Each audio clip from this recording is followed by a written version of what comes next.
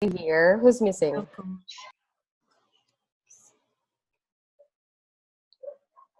Is everybody here? Around 13 lang tayo. So basically, there are 3 who are not in the list right now.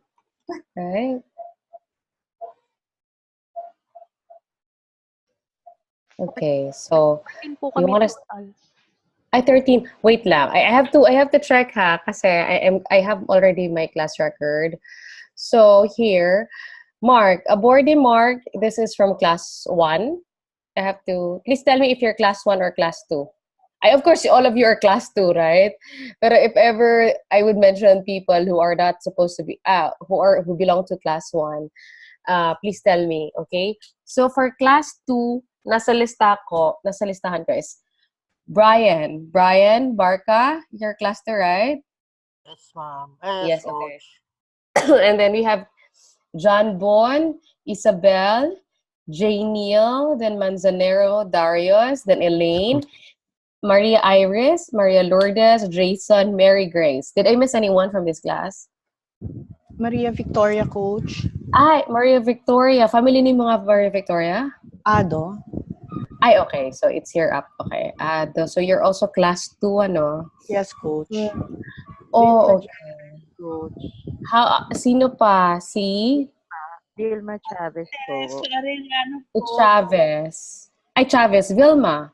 Oh, okay, okay. Sige, ulitin ko lang muna ha. Kasi tinitingnan ko. Kasi with the other class, kompleto na sila with the requirements coming from me. I mean, the requirements in my class, they're done with their summary profiles and then autobiography. Then I wondered, sabi ko, bakit walang entries yung iba? Yun pala, we did not have the first session kasi dinivide pala kayo, diba? So, anyway, so Cristobal Dominic. Dom? Class 1, coach. Class 1, coach. He is class 1. Okay, baka hindi ko lang na-check yung accounts, yung niya, entries. How about, okay, okay na. So, yun lang, no? So, again, Maria Victoria, Brian, John Bon, Velma, Isabel, J. Neil, Darius, Elaine, Maria Iris, Maria Lourdes, Jason, Mary Grace, and that's it. So, I didn't miss anyone. Maria No? Coach, Maria Faye? Maria Teresa. Maria Teresa. Family name? Arellano. Oh, okay. You only have 1 entry. Wait lang. I have to figure it out with everybody, ha? Okay. So, I have 5 major requirements in my class. Which, of course, some of you in this class weren't able to submit yet because we need to finish this session before you could submit the required requirements. But anyway, it's better na I'd get to review this ahead of time before we go forward. Okay, so far, okay naman lahat. Tatanungin ko lang yung iba na may mga missing entries. Like, ay wala si Carlo. He's also in class. Maria Teresa, were you able to submit your Instagram post? Yung pong reflection, Yes. profile summary, at saka ano ba yung isa? Ay, yung ads. Yes. Yung kailangan mong i-submit is Instagram post or the FB post and then the ad headline. Yung summary profile and autobiography, after this class ko pa ibibigay yan as a requirement. So you missed 2. So yung Instagram post and ad headline. Right?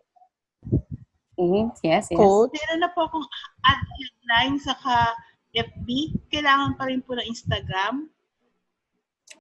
Okay.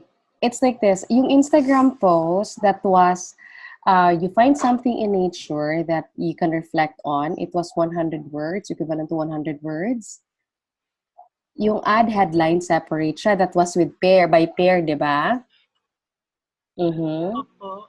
Okay, so can you remember that? Sino yung, and with your pair, yung kapartner mo, they will provide the image that you will be marketing or you will be creating an ad headline with. Can you remember that?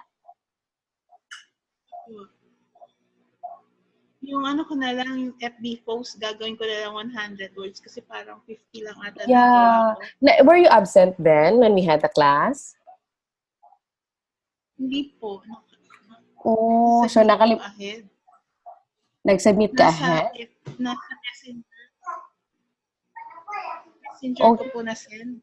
Okay, let me check it again, ha? I need to check it so that at least I know that you have been complying. Okay, it's better this way that I have to make sure kasi no, we're very particular with records. So let me check. Your name on Facebook is? Maria Teresa Arellano. Mm-hmm. Coach. Did you add me on Facebook? Opo, Coach.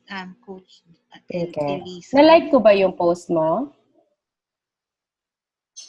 Nakita niyo na po. Ah, okay. Sa Messenger kasi lang.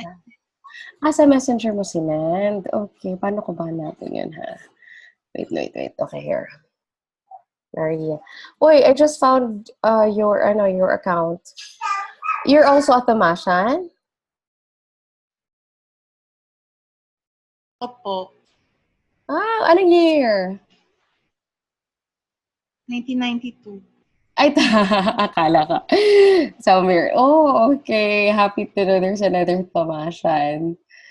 Okay, kasi I'm with UST right now with a grad school. But I next year pa ako gagraduate. Kaya ano. So it's nice to know. Hi, Maria.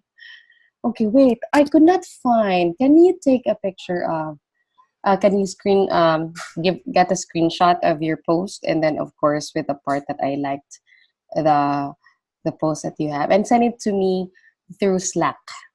Send mo na lang sa Slack kasi mas na-monitor ko yung sa Slack eh. Direct message me na lang, ha? Thank you. Okay. Excuse me, Alright. Coach. Yes. You already asked us to do a summary profile? Oh, I did? Yes. In fact, you acknowledge my email. I sent Okay. you email Okay, and okay. I received an acknowledgement. Yes. I did. Pero yung iba kasi, I made sure kasi na yung dalawang first two requirements ko that was supposed to be after I made my discussion with introduction to communication. With this batch, we have to divide the class into two. Kaya yung first class yung talaga ng first ng intro to com. So kayo parang nahuli. So parang somehow maybe when you messaged me, I got confused and then I required you to submit the summary profile. But it's good that you have submitted it. But again, if you want to revise kasi kayo second class kayo, so I will give a separate deadline. I will give a separate deadline. So no worries. Kapag nakapag-submit na kayo, well then and good. But if you want to revise it, mas better. I will have a separate deadline sa inyo. Okay? So, Okay, Coach. Okay, thank you. How about si Maria Teresa? Again, yung post na lang ha, tapos yung ad headline. By the way, how was your ad headline? Teresa? Yung pineapple po yun. Sinend mo sa akin sa Yung- Messenger? Ay, saan mo sinend? Kasi yun, sa Messenger. Oh, okay. Sige, parang hindi ko masyado na monitor yung sa Messenger ko kasi parang wait lang. Where is your... Wala talaga. Nasend mo na sa akin? Hindi ko siya nakita talaga. Ano Let po me pangalan see. Coach Doreen. Yung name ko is Coach Doreen. Wait a second. I'll look for my 1827. Check ko muna, ha? I have one whole folder. Maria Teresa. Wala talaga. Sino si Raksha? May nag-send sa akin ng Raksha. Raksha Bandan Sale. Parang ganun yung file ng hindi ko alam kung kanino ito. Yan lang yung walang name. So far, yung nag-submit ng ad headline na nasa akin. Hindi ko nakuha sa'yo, Teresa. Andito lang si Elaine, Si Lourdes, si Victoria, Mary Grace, yung so far with the Marys. Mm-mm. Si Maria Yes, Fe. Maria Fe. Maria Fe. Yes, nasubmit din si Maria Fe. Perfect. Yan yung sa'yo, di ba? Okay. So, si Teresa na lang. Maybe I'll talk to you later, Teresa. Okay. And how about si Brian? Nakasubmit na siya ng summary profile. Thank you. Also with John Bon. Okay. For the others, don't worry. There's a deadline. I will set a different deadline. Si Janiel. Janiel. And si Isabel. Daw po. Yes. Isabel, were you able to submit your post? Apo. Yung sa Facebook at saka ano? Apo. Meron po akong Instagram tsaka Facebook. Picturean ko po. Sige. Better. Thank you. Tapos send na lang sa Slack, guys. All submission sa Slack na lang para one stream na lang talaga yung titingnan ko or hindi ko maano. Kasi I understand na you submitted sa akin sa Messenger at saka sa email kasi nga I did not have my Slack account then for class 2. So yun. Anyway, thank you. Okay po. All right. And Janiel din ha, yung sa Instagram. Okay. At saka sino pa ba? I need to remind. Kasi sayang din yung points. Sayang din yung points. And the purpose of our activities are actually to make sure that we evaluate you accordingly according to your skills talaga. So, may iba na they're really good. It's just that na-miss lang yung a few activities and it's hard to actually, it would be bias on their part that we would evaluate them just according to their scores, not just according to their skills. Okay? So, thank you, guys. All right. So, I guess we have to get started. So, how was your training for the past few weeks? If I may ask, Jason, how's the training? Hello, Coach. Yes. Past training, yes, Coach, I've learned a lot. Especially, yung mga talagang totally na New to you. Ano yung mo so far? Ano yung nagustuhan mo or you think that you would like to pursue or to actually, improve at? Improved at siguro. Coach, gusto ko yung Graphic. Coach, yun. Kasi may may knowledge naman ako kaso ang hirap kasi portfolio. Tapos yung ang daming kalaban, hirap magagaling. Oo. Yun. Totoo. So, yun guys, you just have to find your area of expertise and improve really. You don't have to be a jack of all trades. You have to find one and master, and for sure, opportunities would come your way. So, I'm happy. Thank you, Jason. How about Celine? Among the other skills taught, ano yung parang feel mo, dun ka talaga, dun ka magaling or yun yung top skill na pwede mo tawag yan? I-promote the people with in your summary profile. Ako, Coach. Mm-hmm. Ano tawag dito? Sa graphics din po, tsaka sa website. Pero gusto ko rin yung daming gusto yung social media management. Kasi palagi kang online, no? Hindi, yung parang gagawa lang ng headline, parang ganun. Sa graphics lang din. Pero yung content, mahirap. Hindi ko. Okay. Sorry. Guys, I'm sorry. I'm actually sick right now. Yun sa content, hindi ko masyadong Sige lang, everything could na content. Anything could be learned, So, sige lang, it'll take time. Sige. So, how about si Janiel? Hello, Coach. Ayun sa akin po, bago po ako nag-ano sa virtualan, nasa isip ko na po talaga yung e-commerce. Mm. Tapos, nung natuto na po ako, yun, medyo okay naman siya. Tapos, interesting po yung WordPress. Parang gusto ko maraming matutunan doon. Tapos, may Mm. experience na rin po ako sa konting experience sa e-commerce kasi nag-extra po ako sa sister ko. Ay, okay. So at least may background ka. Pero yun talaga yung gusto mong job later on. Diyan talaga magfo-focus sa skill na yan. Nung una po, pero yung iba, medyo natutunan ko na eh. So, parang interesting din yung iba. So, di ako sure na right now. Oh, pero actually, guys, to all of you, again, you have to identify your top 3 skills. Yung you really want, and then these are the skills that you are really, you are good at, or maybe even if you're not good at it just yet, you are very, passionate about it. Kasi yun yung passion eh. The passion would help you fuel. It will give you the will to learn and learn and learn more about it. And, yun lang talaga yung kailangan mo for you to be really good with what you do. You just have to have the passion. That's it. And that's it.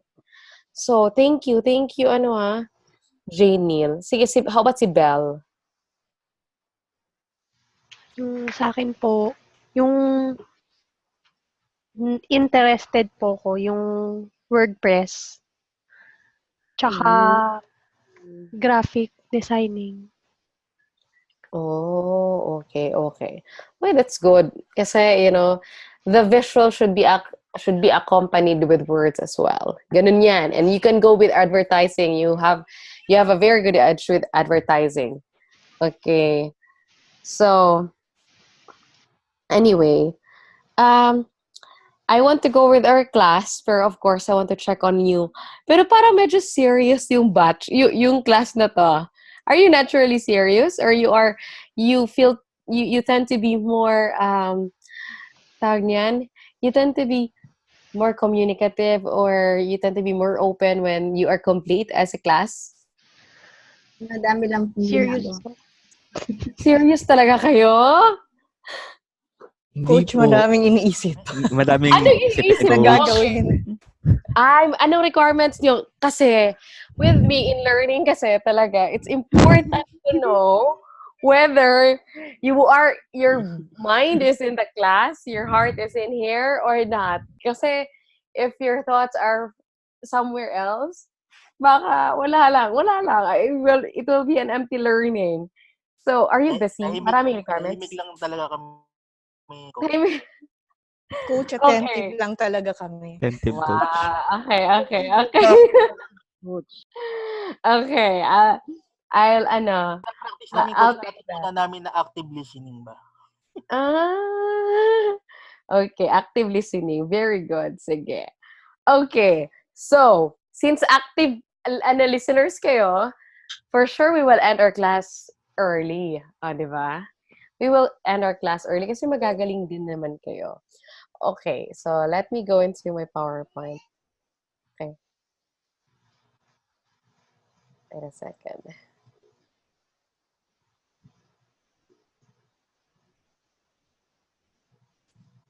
By the way,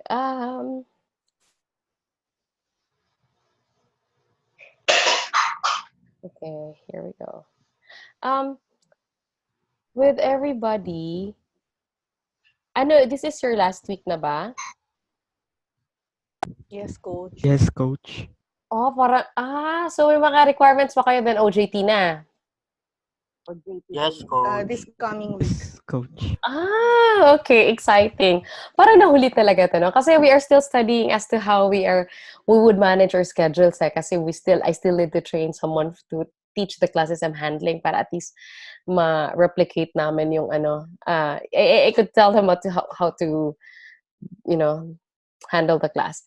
But, supposedly, within 1 week, within that week's virtual communication na module, itong class na to. Pero yun nga, we are still adjusting. So, but thank you guys for cooperating and for choosing virtualahan.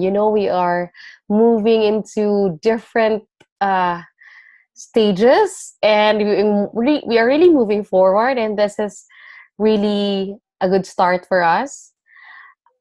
Especially with this in this year, kasi ang dami naming applicants, and second, ang daming opportunities to expand. So you're part of a very big community and soon to be a wider community.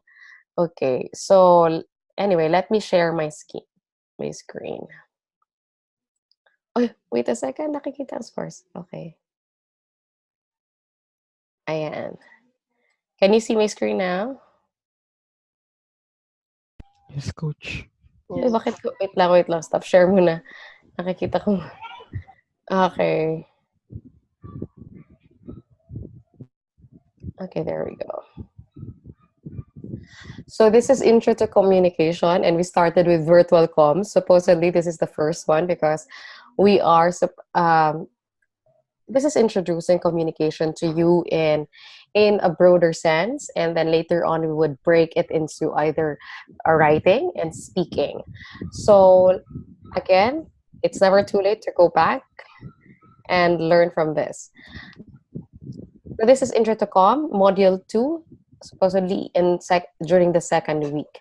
So the course objectives, we expect that by the end of this topic, the trainees are expected to identify basic principles of oral comm, classify the barriers to communication, determine the areas of nonverbal communication, differentiate orally various vowel and consonant sounds, but at this stage, we will not really focus on, basically on speaking. We go into the application. That's why we have the customer service training with you guys, right? So, and then we have basic grammar in speaking tasks. So what we did last time before we had our virtual writing class, I actually gave a quiz to everybody, which it was a pre-test for grammar, basic grammar. So all of you have taken that. And for the others who have not, please tell me so that at least I could give you a different set of quiz and you could take it and you will not miss any activity. Okay. So this is supposed to be the order. We have introduction to comms, then customer service skills, virtual writing, because writing is the highest form or the highest level of communication. The first skill that a person would actually naturally acquire, is listening. Kaya ngayong bata, diba, for a newborn, whenever there's a newborn, they have the hearing test to determine whether the kid has, good hearing. Kasi it will affect the speaking. If the baby is deaf, of course it will affect, she could not speak kasi wala siyang naririnig. She could not imitate. There's no, mimicry is the essence of human existence. And next, after listening, then you go into speaking. Kaya nga kids, they listen, they speak a lot. And then third is reading. They go into reading. Kaya nga may bedtime stories. We do a lot of storytelling to kids. And through that, they have the interest to actually read. And then they start reading. And then writing is actually last because it's the highest form. It is the accumulation of all the other macro skills, which are listening, speaking, and reading. Okay. So for Intro to Comms, these are the topics for fundamentals of communication, breaking communication barriers, nonverbal communication, verbal communication, and grammar basics. Okay, so Introduction to Communication gives a general overview of the principles and elements that encompass both speech and nonverbal communication. This as well introduces barriers to communication, speech sounds, and grammar basics. Sorry. Hello? Hello? Yes, coach. Wait a second. Someone's microphone is actually...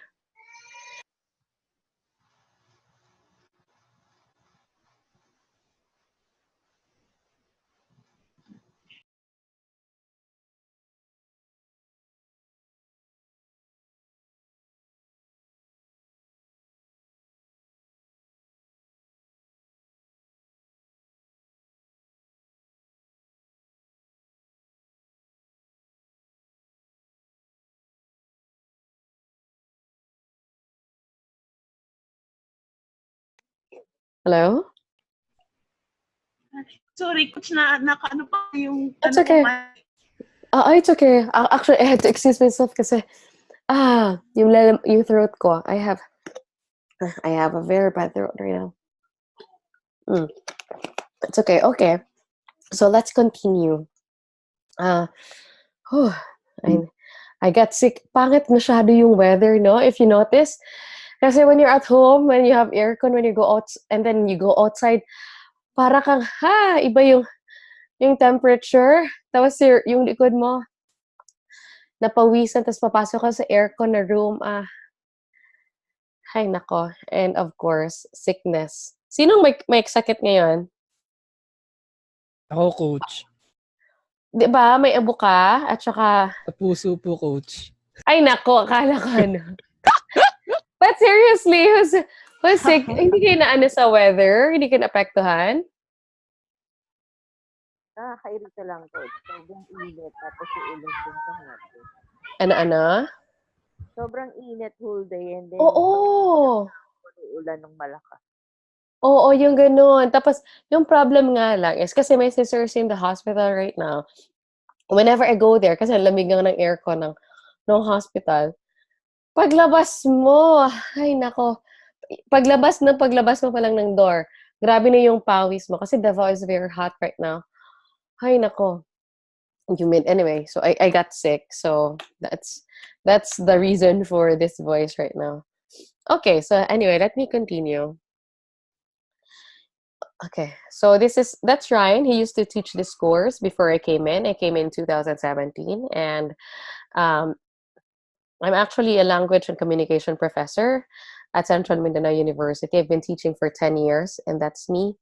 I think I've introduced myself. Okay, so anyway, I'm young, but I'm not old. I'm young. I'm still young. I just work early. Okay, so communication is a two-way process of giving and receiving information. Again, two-way process. There should be a giver and the receiver. It could not be just one way because there's no such thing as communication that way. So if you think that you're talking to yourself, that is still communication. That's what you call intrapersonal communication. The receiver, the giver or the speaker is you, and then the listener is still you. Okay? So that's also communication. That's what we call intra. But the communication that we do between persons, that's what we call interpersonal communication. So communication is not only limited to words, but generally, when we say communication, we are talking about the words that come along with it. But that's not the only thing. That's not the only way that we communicate. So communication occurs when a sender expresses an emotion or a feeling, creates an idea, or senses the need to communicate. Okay. So principles of communication. The message sent is not necessarily the message received. What does this mean? Remember, I will just be introducing very basic principles. The message sent is not necessarily the message received. It means that sometimes what you meant, what you were intending to express or to deliver is not always or is not necessarily the message that the other person or the listener is actually getting. Take, for example, let's look at politics. Let's look at the recent president right now. Duterte does not, maybe he meant something, but he is understood the other way around. And the same is true with the other speakers. They have a different intention, but the way that the listeners are actually interpreting the message that he or she is sending, then it's actually affecting the fidelity of communication. So that's the basic principle of communication. The message sent is not necessarily the message received.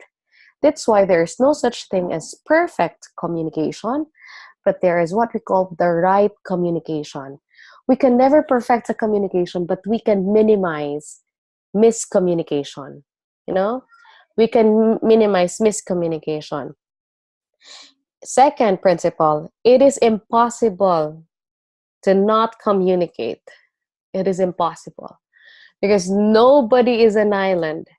Nobody is an island. When a child is born, remember that, diba, the child would cry immediately. For what reason? Okay, he is telling that, I'm not comfortable. There's already a nonverbal that the baby is trying to tell us. We communicate in different ways, in a way or another.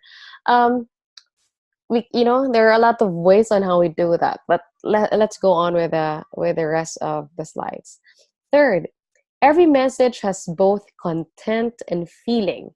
Again, every message has both content and feeling. So regardless of how much you think that there is a certain monotony in the way that person speaks, and you think that there is no emotion included at it, remember, there is always an emotion. It could be that the person is either angry or discontent or maybe just sad. It's there. There's always an emotion. There's always an emotion attached to every content. That's why when we speak, we have to make sure that we consider the emotions, the feelings of the other person, because every communicator has his own feelings. He has his own emotions accompanied. Okay. We will discuss after this. Next, nonverbal cues are more believable than verbal cues. Who would agree to this? Nonverbal cues are more believable than verbal cues. Totoo po yan. Sige, explain nga. Explain ka. Kagaya po sa mga telenovela. Uh-huh. Di ba, usually talagang pagka soap opera yung galing sa usually lagi siyang may action. Uh-huh. Tama po ba? Hindi lang sa soap opera, even in real life, di ba? Even in real life, kasi nonverbal is not only with actions, but it's also with your attire, with your eyes, your facial expressions, the way you stand, the way you move. That's part of it. The paralanguage, the intonation, the speed, the volume of your voice. These are what we call nonverbals. Okay, so according to the statement here, nonverbal cues are more believable than verbal cues. Kasi nga, words could lie. Ano yung kanta ni Shakira na Hips Don't Lie? Kaya ito naabutan yan, Coach. Uy, grabe ka. Hindi naman ganun ka-late yun. may ganun kanta si Shakira, Hips Don't Lie. It was like the hips, there was actually a representation of the nonverbal aspect of communication, that even if the words would actually tell differently, the hips would actually disagree. So yun. Kasi nga, people could lie with words, but their actions, especially their eyes, would always tell you whether they're telling the truth or not. And we will know later. Action speaks louder than words. Yes, that is the actual, saying. That is the actual thing. The actual point of this principle. Okay, next. I my voice. Okay, so we had these barriers to communication already, di ba, guys? I'm so sorry. Can you remember this? Ay, wala pa. Meron na, Coach. Meron na po. Meron na 7 po. yata yan, coach, di ba? Oh, okay. Okay. Very good. At naalala niyo pa. Okay, so we are done with this. These are the barriers to communication. I included this when we had the discussion on cross-cultural communication because barriers are very prevalent at that. Okay. All right. Guys, please hold for a while. I have to let my niece, I have to hush my niece. She's shouting. Sige Hold po, for a while. coach. Sorry. Ako muna mag-take over, guys. Charot.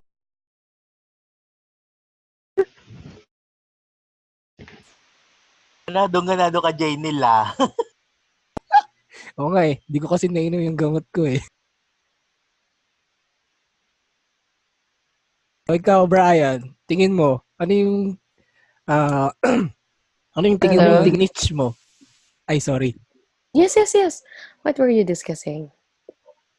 Tama again, ano? Tinuloy ko lang yung question niya earlier, yung kung anong tingin nila yung magiging ano nila pag-graduate. Siguro ko focus ako sa ano, sa lead generation tsaka data mining. Good. Iba ka. Sakit ang puso. Oo nga, hanggang ngayon eh. Hindi pa rin ako makamove on eh.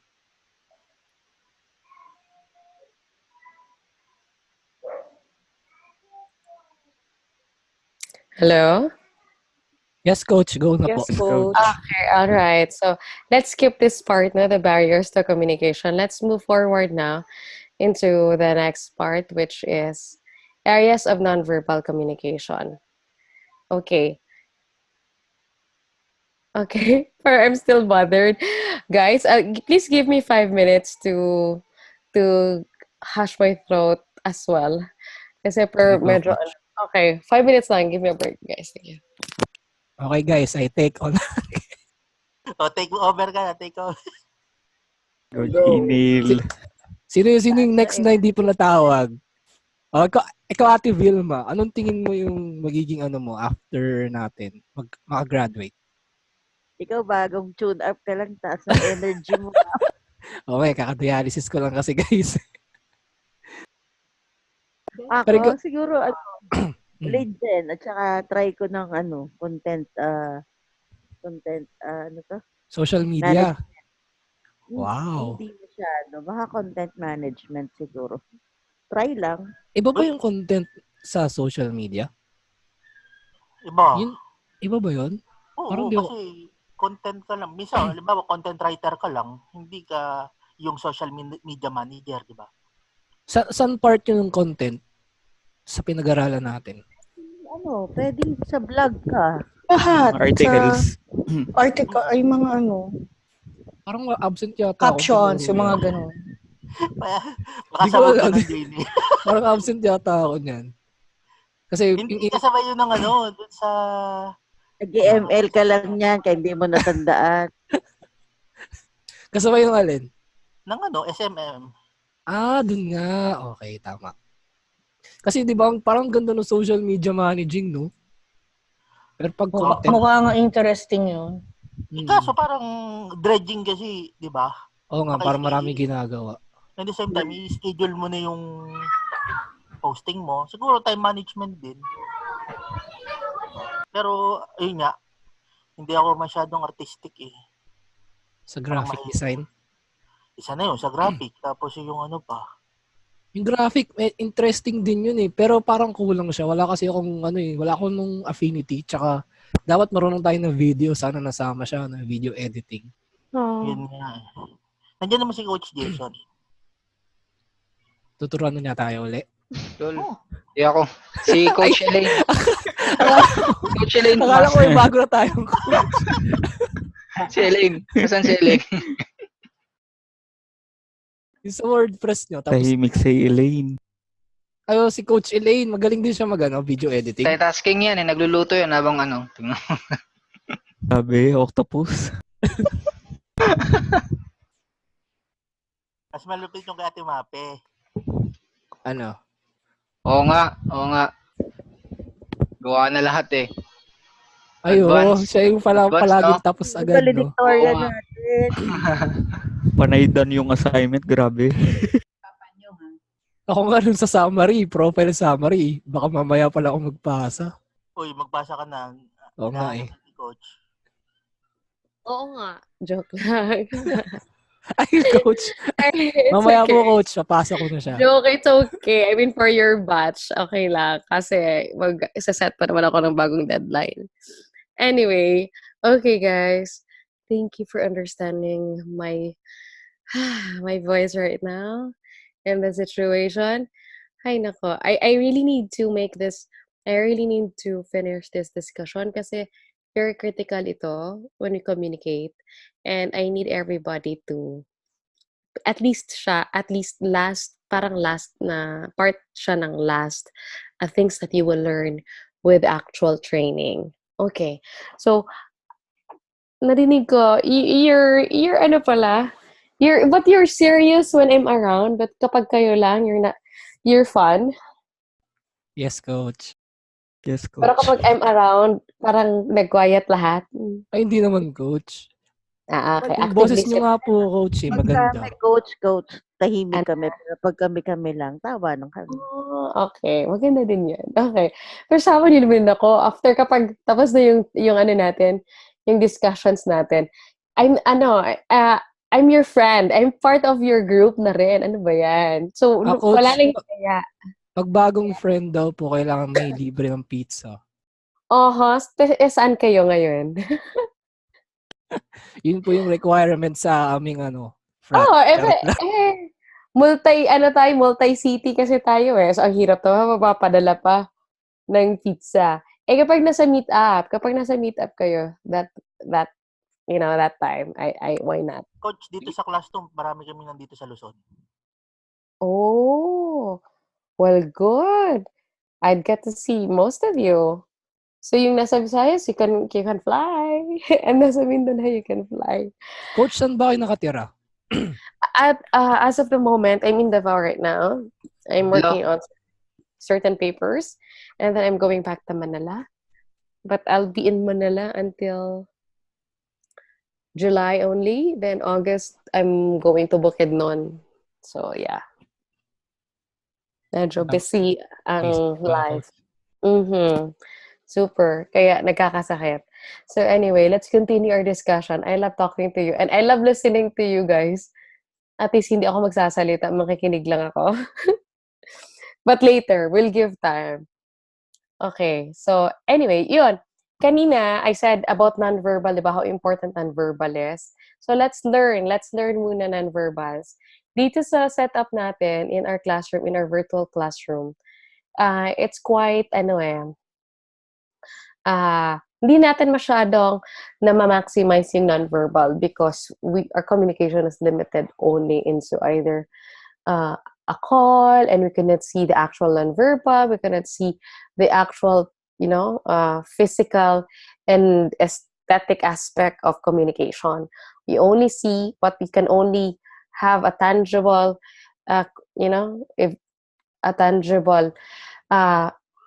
area of communication is only with words. Okay. But let's learn about nonverbal. So in here, I have included 7 areas of nonverbal communication, and we will be discussing each of these. And I'm sure you have had an idea of what these are, but of course, there's always something to discuss on. All right. So first is kinesics. This is also known as the body language. It refers to the gestures and body movements. So yung this examples over here, hands on the hips, and then fingers are actually making a peace sign, and all the hand gestures that you do, and the body gestures in general that you do, you call that kinesics. Okay, that's the general. Again, it's also called as body language. So if you would notice, Karen Davila, she is someone who really does a lot of gestures when she communicates.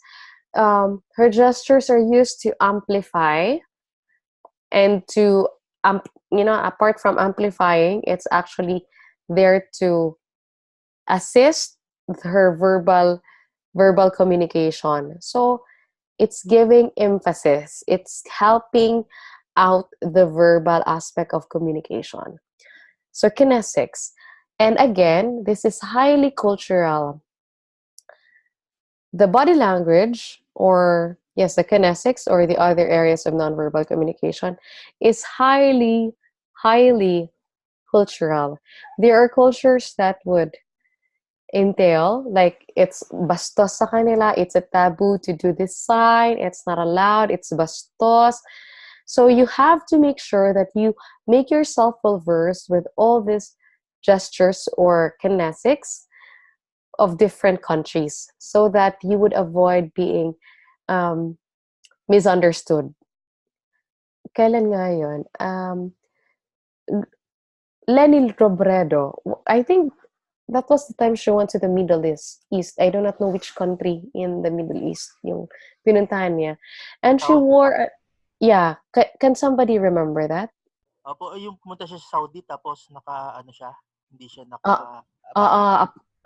Di ba? So yan, a statesman, a stateswoman who went to do diplomatic, duties, yet when she went there, she failed at that aspect alone.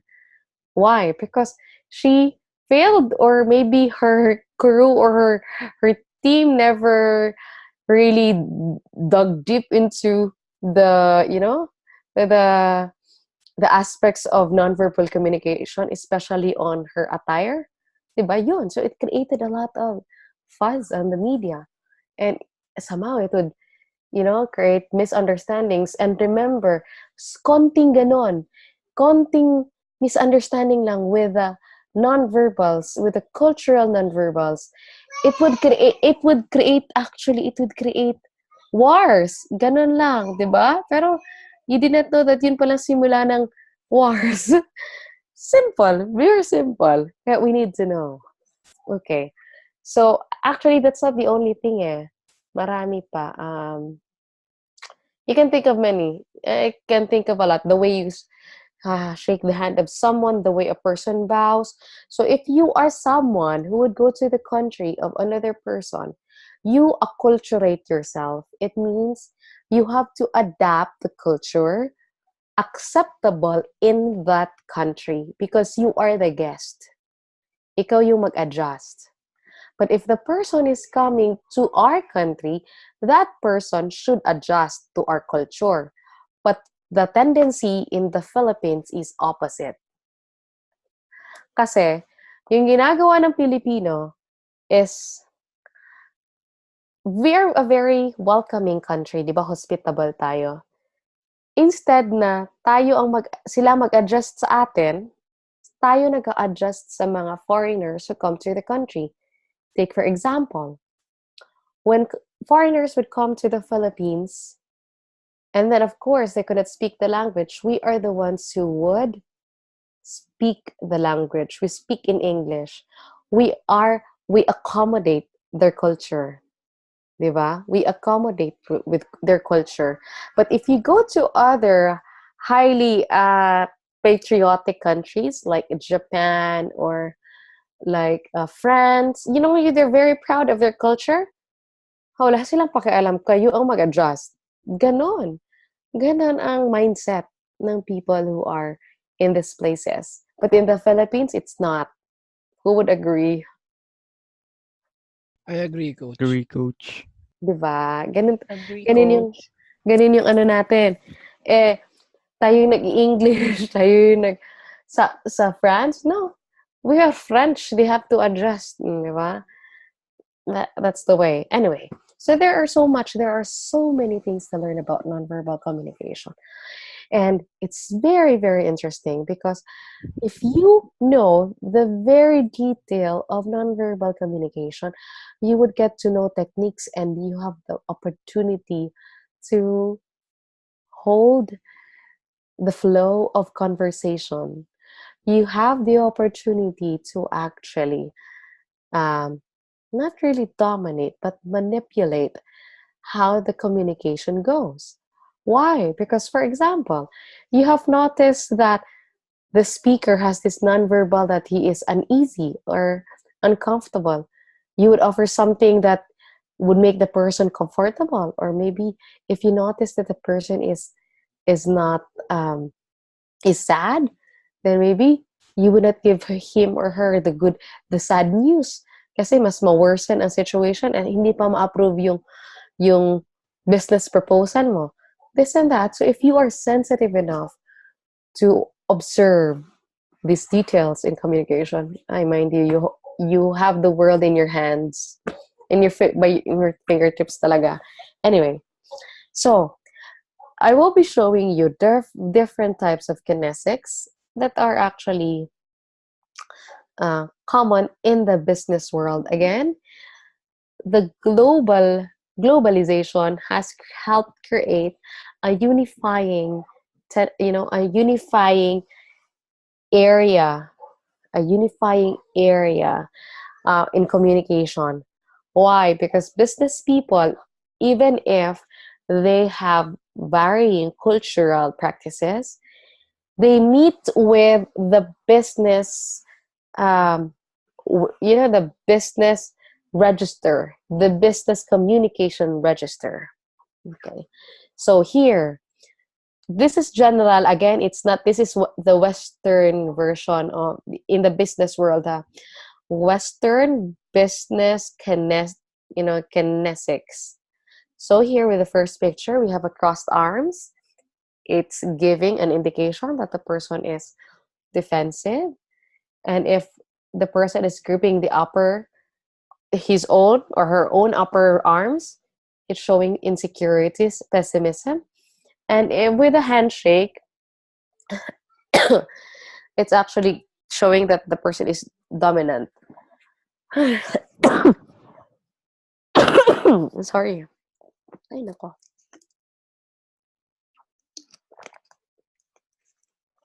And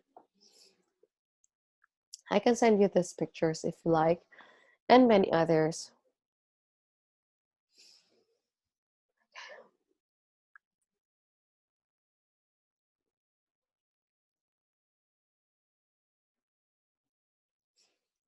Okay.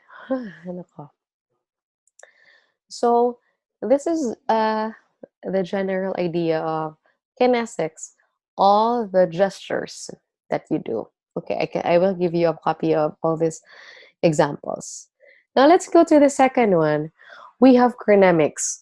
This is the study of how human beings communicate through the use of time. Again, this is the study of how the human beings communicate through the use of time. So if the person is giving you ample time, that means the person is actually, he is very intimate, he is very into you, and he is very much willing to know and to listen to you. But if the person is actually in a hurry and he could only give you 5 minutes of his time, then that means he's busy. Okay? So that's chronemics. The first one was kinesics. Second is chronemics. Then third, we have haptics. This is the study of how people give message through touch. Again, this is the study of how people give messages through touch. For example, a handshake, a hug, a kiss, a pat on the shoulder. Anything that has something to do with touching someone or someone else. That is what we call haptics. Okay? So, but you have to be careful with giving haptics. A particular haptics or touch is determined with the kind of relationship you have with the person. So when you have a friend, you do not kiss a friend on the lips. Maybe at the cheeks, maybe. Or what the haptics that you can offer is a hug, a handshake. What else? A beso, and that's it. And for a boss, what are the haptics that you could offer? Never a kiss, a hug. That's a no-no. But if you are close with your colleague and you have a relationship, like you have an intimate relationship, like your friends, or the person has become a part of your family, then it's okay to give a hug.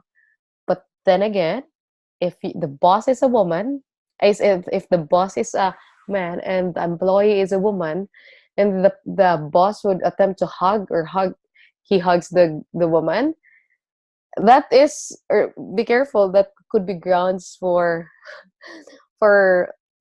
harassment. Yeah, that could be grounds for harassment. So you have to be careful. So what would be the most appropriate in the business world? That should be a Handshake. and handshake. That is the safest haptics that you can offer. But of course, if the person is close to you, tapos ibibigay mo lang na haptics is handshake, baka mag-wonder siya, ha? Hindi na kami close? Galit ba siya sa akin? Parang, di ba? Parang, bakit nag-iba ang treatment? Di ba? Kasi close kayo before and then alabas agad, then the next time you saw each other, handshake na lang. Okay, so, mga ganun ha. So, haptics. Alright, let's go to the next one. We have oculesics. From the word ocular or oculesics, it studies the eye and the eye behavior and the eye-related nonverbal communication. So, with what they say, your eyes are the Windows of the soul. Windows to your yeah. soul. Ayo, alam ko. True. Beauty Yes. is in the eye of the beholder. Ay, beauty is in the eye. Iba din yun. Eyes are the windows to your soul. So they say, for you to know that the person is telling the truth, you look at him straight in the eyes. And the eyes will tell you the truth because these are the windows to his soul. Pero coach, di ba may mga tao rin na hindi nila kaya makipag eye to eye kasi nahihiya sila. Oh, iba din cultural. Take for example, Japanese or Korean. Bawal mag-eye to eye if hindi mo siya ka-level. Di ba dapat bow ka lang? It's disrespect if you look at the person straight in the eye. Sa Tapos UAE, coach. Ha? Still is coach. Bawal man tingnan yung babae. I-slap ka. Talaga? Oo, Coach, sa Saudi, ganun din. See? Kaya kailangan natin pag-aralan ng culture ng different places. Na-slap na yung tao dun. Hindi namin alam yan, na-slap na kami doon, di ba? Na talaga, hindi pala. Yung lalaki coach. Sige nga, sino mag-share? Sa UAE, sa Dubai, pag naka-black na yung bae, tapos burka, may asawa. So, hindi mo siya pwedeng tingnan. Oo, kahit ang may asawa, hindi pwedeng tingnan. Ang single, pwede tingnan. Pwede pa. Oh. At hindi ka naman din makalapit dun sa mga lokal. Have you worked there, Brian? Right, Brian? Opo. Ilang years ka? 6. Tagal ka rin? Yes, coach. Oh. So somehow, di ba na-acculturate ka na may mga culture na doon na parang nadala mo rin sa Pilipinas, di ba? Oo. Kaso marami rin naman Pilipino kasi. Okay. Oo. Then, halimbawa, pumunta ka ng palengke. Sa pinakamalaking souk, yung pisuk, bilihan ng isda. Lahat nagtatagalog. Kahit ibang lahi. Totoo? Opo. Kaya nga kung makikita mo, yung mga Chinese, yung mga Pakistani, kumakain ng galunggong, ng tilapia. Ganun na rin ang tawag nila. It feels like home. It feels like home pala. Pagka sa Dubai, lalo na sa Dubai, kasi every corner ng Dubai, puro Pilipino. Ay, totoo? Parang gusto ko mag-Dubai yung yung Filipino community, Satwa. Nasa Satwa. So, halos lahat ng bahay yata doon may Pinoy. So, nakakatuwa pagka mag-Christmas, ayun. It's 19 hours. It's good, Brian, that you got to share that here. That's the purpose of this class. You share what you know, especially those may mga encounters. Sino pa? Sino yung nagsasalita kanina? Apart from Brian? Darius, coach. Oh, yes, Darius. Share something. Same as Brian din, coach. Sa Saudi naman, yun nga, kapag yung mga babae naka-abaya. Tapos, yun, nagkalat din kasi yung mga pulis doon. Kapag nakatingin ka sa kanila, lalapitan ka ng pulis, masasampal ka, coach. So, bawal mo silang tingnan ng parang naka-stare o ano. Saudi ka rin? Yes, coach. Kasi hindi kayo nakita ni Brian. At ano, Sa sa UAE ako, UAE coach si Brian. Ay, UAE. So, ilang years ka rin doon? 2 years ang coach. Mm. 2 years? Yun. Pero ba't hindi ka hindi ka nag-extend? Ano coach, nag-business kasi ako dito sa Pinas. Tapos, yun, may mga nangyari. Yun. Oh, tawag niyan. Pero, going back, okay, sige, can you share something like a culture, especially related to non-verbal, kasi non-verbal yung topic natin.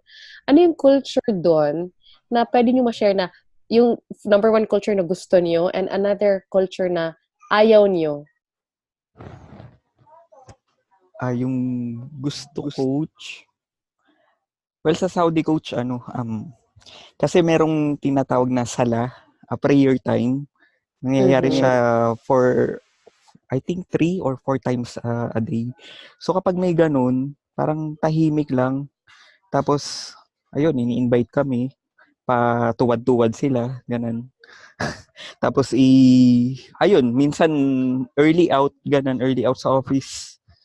Yun, sa office kasi ako nag-work. And then, related to haptics, wala sila masyado. Ayun, meron coach, yung ayaw ko naman yung beso-beso nila. Sa lalaki to lalaki. Oo, totoo coach. Beso-beso yung mga lalaki. May hug pa yun. May hug pa. Tapos, hindi matapos yung beso-beso, parang left, right. Ganun. So, kayo din, kailangan yung gawin. Ay, hindi coach. Sila na lang. Sige, thank you, Darius. How about si Brian? Brian, baka yan yung gusto mong non-verbal doon? Ganun yung coach, lalo, usually, mga Indian, masyado silang, touchy. Kasi sa kanila, kahit makikita nyo, mga lalaki, hindi naman sila bading, pero holding hands. Huh? Opo. Mga Indian, parang weird sa atin, Oo, kaya kung makapapansin nyo dito, di ba yung mga Indiano, minsan nakamotor sila, dikit-dikit talaga sila ng hug-hug. Kasi normal lang sa kanila yun. Kung sa Pilipino, baka suntukan yun eh. See, kaya careful yun. Yun, nako-connect yun na sa discussion na cultural talaga. Depende talaga sa culture. Kasi pag hindi mo alam, kapag Indiano, tapos mag-hug-hug or mag-holding hands sa Pilipino, masuntok siya. Tapos, isa pa po, may boss ako na lokal, na babae. So, hindi talaga siya nakikipagkamay. Oh. Kahit, na rin warning na rin doon sa amin lahat na yung mga babae doon, hindi nakikipagkamay. Oh, okay. At least, yun may cultural, talaga orientation. Importante yun when you go to a country. Para hindi kayo ma-misunderstood. Opo. Okay. Saka isa para sa names, talagang dapat ingat sa mga pangalan. Bakit? Pareho po yung pangalan ng lalaki tsaka ng babae. Oh? Sample nga. Hapsa. Ganon din sa babae? Opo. May roommate kasi ako, Hapsa ang pangalan, nag-convert siya na Muslim. Hapsa yung pangalan. Tapos yung boss kong lalaki, Hapsa din. Roommate mo, tas babae? Opo. Ganun kasi sa Dubai. Huh? Pagka Pilipino. Doon sa Satwa, community, nga siya, Filipino community. Akala ko din, Mahigpit. Muslim din. Hindi, okay. Hindi po. Sa kaya nga maraming adultery.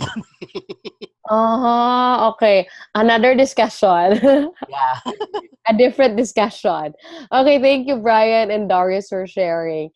Later on, I would ask the others, everybody, to share your fair share of cultural encounters, no? Sige, so anyway, let's continue with the other nonverbals. And then later, mako-connect nyo and relate nyo siya sa mga actual experiences ninyo.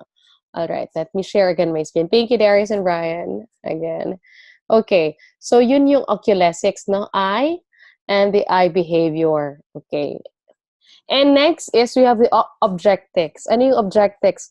It is a communication through the use of artifacts. So take, for example, when a woman has a ring, it means the person is married, especially placed on her, tawag niyan, anong finger ngayon? Ring finger on her left. So you would know that the person is married. So if a woman would be at the bar and then a man approached, a man approaches her, and then all of a sudden she raised her finger, and then the ring is there. The ring is giving a message that, hey, back off, I'm married, right? Like that, diba? So, ganun yun, objects.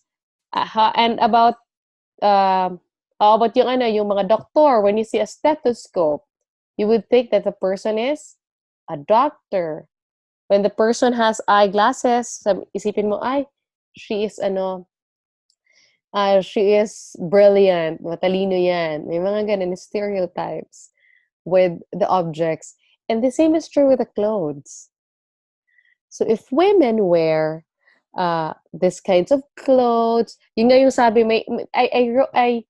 I've read this funny article. I find it funny because it's true somehow, but it depends, of course, with how you interpret it. Anyway, but I find it funny, informative, and an eye-opener.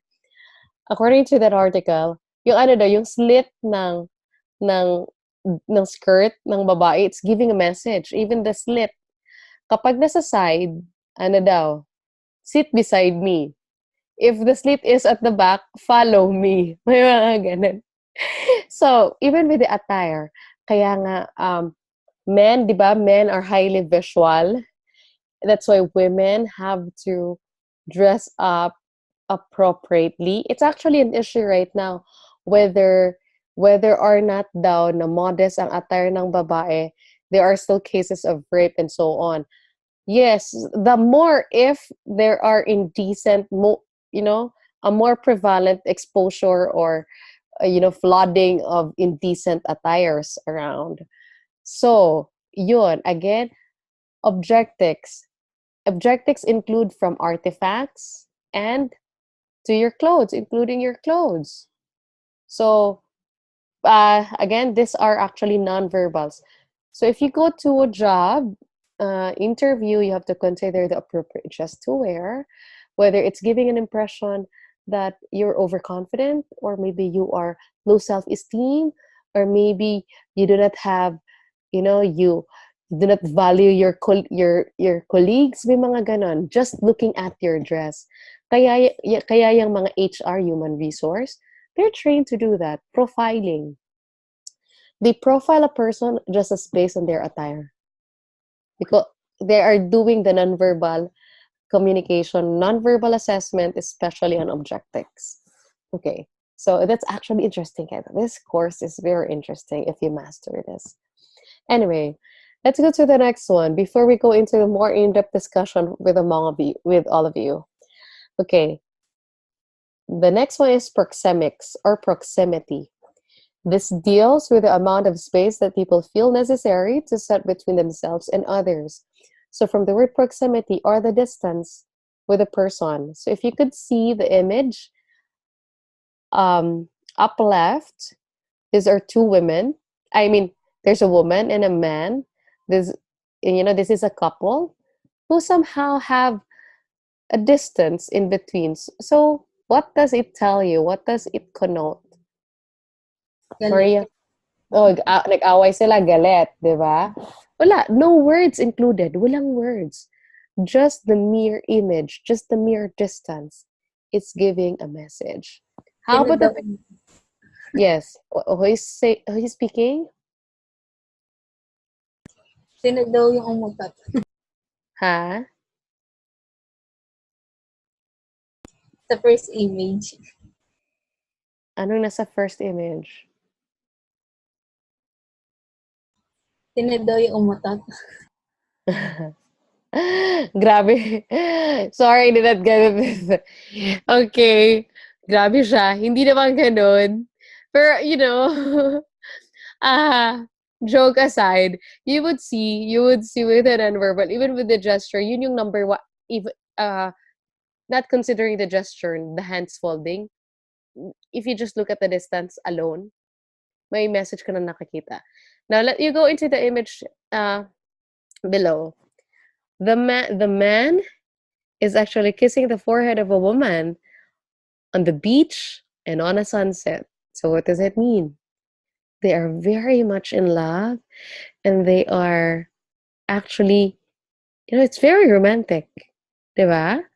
So, proximity, it's giving messages. Now, let's go into the distance on how we can say that this is an intimate space, a personal space, or a social space. So, here with the image of the, as our background of the slide, let's go with the social distance. It's from 3 meters onwards. The social distance is what the distance that we usually give to people that we casually know. So, yan yung just say, hi, hello. So, hindi mo masyadong close. So, that's what we call social distance. Okay, so 3 meters and onwards. Okay. With personal space, it's actually from 1.2 or 1 meter to 1.2 meters in your personal space. What do you mean by personal space? It's like, diba, when a person, leave me alone, I need, give me my space, diba, may mga ganon. You go to the bathroom. The dimension of the bathroom or the comfort room is actually the dimension of personal space. So if a person goes closer, for example, yung ano din, yung tag yan, yung table, you are, for example, you are actually a teacher, tas may table, and then if your student comes closer, so he is already invading your personal space. So you have to keep a very healthy personal space to make sure that there is, the relationship that you have is kept intact, And we go into the intimate space from 0 to 0.5 meters. This is the space that you give to people very close to you, like your family members, your friends, closest friends, and your relatives. So, kaya nagbebeso-beso, nag-hug, you kiss the person, like that. So it's an intimate space. So with a distance alone, whenever we see people together, the first thing that you would notice before you could even notice the kinesics or the other nonverbal is actually the proximity. You would know, ito sila close, ito sila, ito sila hindi sila masyadong close. You would see it with the distance that they give each other. Okay? I'd like to give an example, like back years ago, I saw this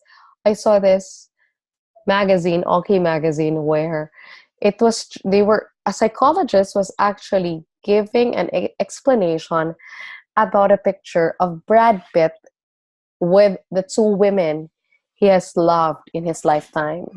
The first picture was with his former wife, Jennifer Aniston. They were at the beach, the same picture, the same set. Both of them were at the beach. Jennifer Aniston with Brad Pitt and Brad Pitt with Angelina Jolie. Now, the picture taken, remember paparazzis would take the pictures really far away. All they can do is take pictures. So the picture that they have with Jennifer and Brad Pitt was that Brad Pitt was holding Jennifer's hand, and then he kissed Jennifer at the forehead. And they were, smiling.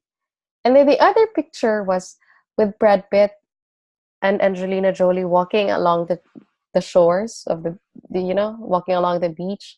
But there was a distance. They were not holding hands. And you know what the psychologist said?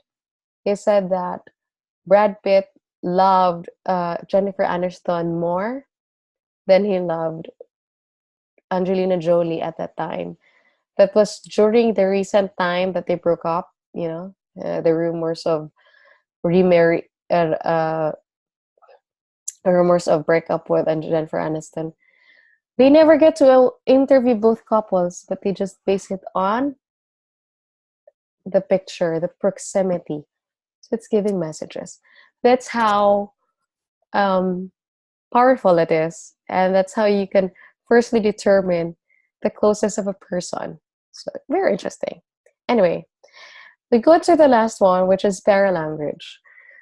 Paralanguage is a component of nonverbal communication. It is a study of nonverbal cues or nonverbal clues of the voice, like pitch, volume, and tempo. Like the pitch. What are you doing? Right? Kapag high pitch, it's like the person is angry. But if it's low pitch, it's like the person is trying to actually tell you something important, diba? If low pitch, all the sweet words are told in, in the lowest pitch, because it's actually, it sounds so sincere, and it sounds so, it sounds so romantic, diba? So that's the low pitch. And with the, with the volume, also with the volume, if it is very loud, the person is like mad. Or maybe the others are misunderstood that the person is mad because of the natural loudness of their voice. Okay. But again, when you say something that you want to be remembered, you have to make sure that you say it when in the softest voice, in the softest manner that you can. Okay. And of course, the tempo. There's the speed, the tempo of the voice. There's the fast, and then there's the, there's the slow. It's giving you all these sorts of messages. Now, do we have any visually impaired people in this class? None, coach. And None coach. po. Wala na sa first class, no? Kasi Coach, I have yes. visual disability, but I have lens, so I can I can Nakikita. manage. Yes, So yes. yung PowerPoint natin, nakikita mo naman. Yes, coach. Ay, okay. Yung mga talaga, yung totally talaga fully blind, grabe na ma-maximize nila yung paralanguage. They would sense so much if the person is not feeling well, if the person is sad or happy or pretending with their emotions just based on paralanguage. Kasi na-heighten yung yung other senses nila because of the bereft of their visual sense. So yung hearing nila very sensitive. And na-identify nila. So parang yung auditory acuity nila is very on that its absolute threshold talaga. So anyway, let's go back into all this nonverbals. Again, the first one is kinesics. Second is chronemics. Third is haptics. Fourth is objectics. Fifth is oculesics, proxemics, and paralanguage. Diba? Very interesting siya, masyado. Okay. Now, before we go into the next part, I need you to think among the 7 areas of nonverbal communication. Think of maybe 1 or 2 areas that I have presented here na you think is very sa'yo, mas nauuna mo siyang napapansin, or maybe yung very memorable sa'yo. And you think of an experience on how these nonverbals have helped you identify the emotion, or how these nonverbals have helped you improve your communication. Yung the same lang yung ginawa nila Darius, Canila, at Brian, that they shared something according to their encounters. Okay? Is that okay, guys? Yes, coach. Coach. Yes Okay. po. May questions kayo sa discussion apart from the activity that I am asking you to do? Wala? Wala naman, coach. Okay. So, let's have a break. Okay. Early pa pala. Let's have a 30-minute break. I need to rest my voice for a while. And then after the break, we come back. And then you will share your piece. You will share your experience. And this time, you will be the one who will talk. Okay? Sige po, coach. Alright. Sige, guys. Coach, See you what time in a will be back? 8 o'clock? Or 10 minutes before 8. okay. Thank you, coach. Alright. Okay, coach. Eat dinner muna. Let's eat dinner, guys.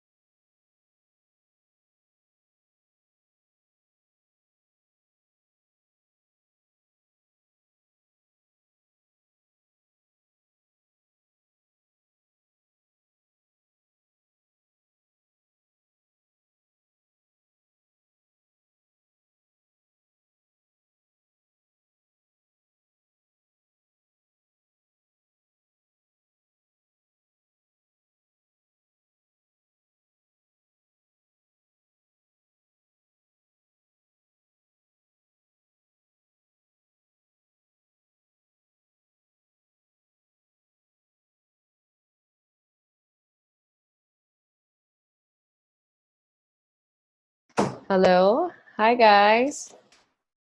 Hi, Coach. Yes, I'm back. Okay, so now before we proceed to the next part of our lesson, I'd like to ask, of course, your experiences. I told you a while ago that I would be asking your input as to your encounters regarding nonverbal communication. So let's start with Brian. I think Brian has shared, but if Brian has something more to share, then why not? Then Baraka Brian, followed by Canada, John Bon, then Vilma Chavez, then Dagatan Isabel, then Eronico. Parang ano ito, alphabetical order. And J. Neil. So Brian, John Bon, Vilma, Isabel, J. Neil. So the first 5, please. So let's start with Brian, if there's more that you'd like to share. Coach, later na ako. Medyo malakas lang yung ulan. Baka mawala ang aking connection. Oh, okay, okay. Sige, so let's go to John Bon. Okay, Coach. Ano nga yun? You have to consider, you have to actually think, you choose from among the 7 nonverbals, areas of nonverbal communication. Which do you think actually has an impact in you? Or the kind of nonverbal na you think na yun yung talagang napapansin mo? And you share your experience regarding that nonverbal. Did it help you with communication or not? Okay. Yung pinakalas, ano ngayon na Paralanguage? abo para language. Uh-huh. So you are more in paralanguage. Can you share any experience? Kasi po yung partner ko dati, more on serious type kung magsalita. Even if chit-chat lang ang ginagawa namin, na-adapt ko siya as one of my language. Now, bingo, ganyan ang communication in my former partner. Yun. Oh, okay, okay. John Bon, ikaw ba yung Polsai? Hindi mo, pero IT po ako. IT. Okay, okay. Akala ko ikaw yung Polsai. Hindi pala. Opo, ako din po. Actually, I am dual degree. Ako po yun, dual degree. Okay, okay. All right. Thank you. Uh-huh. Okay. Yes. Okay, thank you, John Bon. All right. How about si Vilma? Yes, Coach. I think I developed yung communication ko through kinesis. I will not go far or use other experience except, sorry sa mga classmates ko or sa mga playmates ko, but I will use the example with my mom. Since she cannot speak well because of the tube on her throat, the only communication we can have is mouth what we call this, Coach, yung mouth reading. Yes, so I can only talk to her or I will try to understand her mouth yung mouth gesture niya as to how she feels or Okay. How long? How long has your mom been, she's, talaga? She's in bed? Yes, Coach, kasi she's been a stroke patient for 22 years. Oh. But but she had a severe seizure episode last year na ICU siya for a month. So since then, ano na siya, she had this tracheostomy on her throat, and then naka-NGT rin siya. So NGT pa. yeah, to feeding kami. So since For then 22 years? no, just last year kasi yun nga yung severe seizure episode niya. But prior to that, na-overcome na namin yun kasi she had her craniotomy 1997. So same episode. So she had also the tracheostomy and NGT, but we were able to overcome that. She was able to speak somehow and able to say what she wants or whatever she needs to tell me. But then, yun nga, nung nagkaroon na siya ng episode of seizure, parang we went back to zero. Until last year, talaga na severe, which na-ICU nga siya for a month and we stayed in the hospital for 3 months. So since then, the only communication we have is through mouth reading, and also the only way I can assess her condition is through yung ano ng stomach niya, yung what do you call this, yung paghinga niya. By that, I can assess if she has difficulty in breathing or that's the time also that I will try to get the oxygen level. So in short, you're very sensitive already. You are very particular in keeping details, noticing details and kinesics. Yes, coach, because of her. Yun ang na-develop talaga. Oo. So, yeah, that's very helpful kasi nga, that's the only way that your mom could communicate. It's not through words kasi could not speak anymore. Kaya helpful talaga. You're very keen. Okay, thank you. Thank you. For sharing. Kasi for 22 years, how old were you then at that time? I was only 24. So half of my lifetime actually was already devoted to her. I sacrificed, so I set aside my career, though I was able to attain naman the position, kumbaga the highest position I could have. So medyo okay naman ako as far as my career concerned. Although na-stop talaga siya because I had to because of her.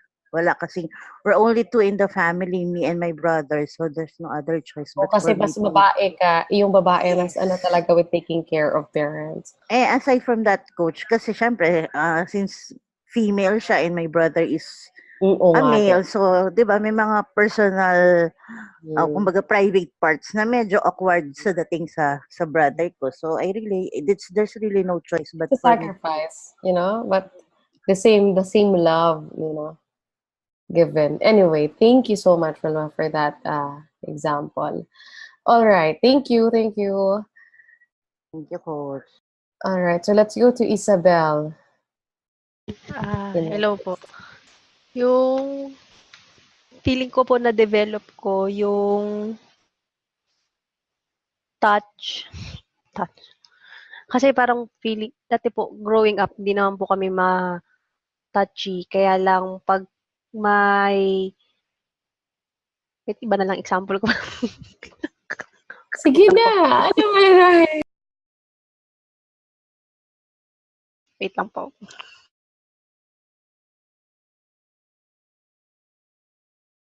Pwede mo ba si Jeannie muna? Bakit? Yung example na pala? Hindi ko po alam paano sabihin ng maayos. Ay, okay. Sige, mag-give you time. How about J. Neil?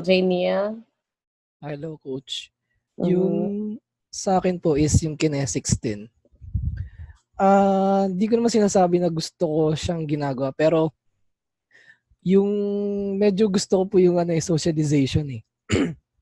So pag minsan po, pag may nakakausap ako, mostly sa church to nangyayari, pag may nasasalubong po ako ng mga kilala, hey, ganon, kumustahan? Tapos mapapansin mo pag yung tao na ayaw makipag-usap sa'yo or may gagawin siya, hindi siya nakaharap, yung attention niya hindi nakaharap sa'yo.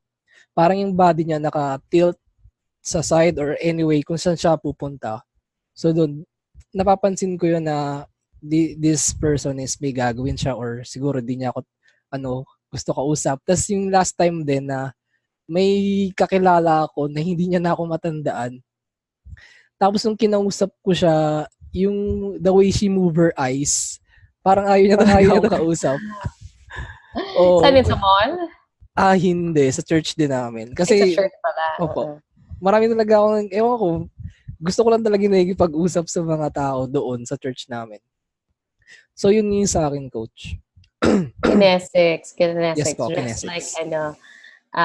tag niyan, kay Velma kanina. Okay. Bell po. Sige. Thank you, Janiel. Sige, so si Isabel, ready na? Opo, ready na po. Okay, go Ang Isabel. example ko na po ngayon ay proxemics. Okay. Yung use of space po ay non-verbal language para mapakita mo yung gusto mo or hindi mo gusto yung tao. Kasi before, parang pag bata ka, feeling mo okay lang na yung space, yung, uy, friend, ganyan. Masyadong malapit na hindi mo alam, misinterpret ng tao. So, bigla na lang yung may lalapit sa'yo na parang, ganyan. Bakit, may crush na naman, ganyan. Parang ayaw mong ma-misinterpret nung tao na yun na yung relationship na meron kayo just because sa proxemics, well, in fact, para sa'yo, wala lang. So, yun yung before. At the same time, when you are a little bit older, maraming sensitive na mga tao. Siyempre, maraming na-experience yung mga tao. Mga sensitive na sila sa sa pagiging, kahit hindi ka brutal pero minsan yung mga simple truth, sensitive sila sa mga ganong klaseng information. So, minsan, may makakulit na very vocal sa mga gusto nilang sabihin na, uy, gusto ko yung ganito, gusto ko yung ganyan, yan. Tapos, medyo hindi na magandang pakinggan. Ginagamit ko din po yung proxemics para ma-feel niya na, CR lang muna. I'm comfortable. Para hindi naman off sa kanya. Pero at the same time, parang makaramdam din siya na, parang graceful exit or yung para parang hindi ma-disrespect. court shoes exit. Okay. Alright, so proximity sa'yo. Okay, thank you Isabel and Janiel and Vilma and okay, si Brian at saka and John Von pala. Okay. Thank you. How about si Darius, Elaine, Maria Iris, Lourdes, and Jason? Ni coach. Ay, sige. Si Maria Teresa. Hindi ko pala I went directly to B. Si Teresa.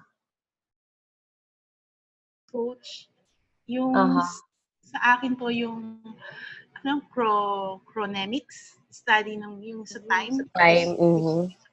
Yung karamihan na sinasabi ng nanay na papunta ka pa lang, pauwi na kami. Mga ganon, yung mga usapan yung, ay, noong unang panahon, ganito. Noong unang panahon, malinaw pa ang baha. Tapos yung last, yung para language, nalalaman mo kung yung tao lalo na sa asawa ko, I think, alam ko pag hindi siya nagsalita kung may tampo o wala, parang ganon. Oh, okay. So, para language at saka sa'yo, phonemics. Okay. Okay, that's interesting. So, your particular, by the way, if I may ask, is your love language has something to do with time? Kasi yung languages of love, di ba, yung service, time, touch, gifts, words of affirmation. Ano yung sa'yo? Yung, yung love language. Love language? Mm-hmm. Yung action. How do you... actions. Service. More of service pala sa'yo. Okay. So, I think they go with time. So, maybe that's where particular talaga with time, Okay. Thank you, Teresa. How about si Maria Faye?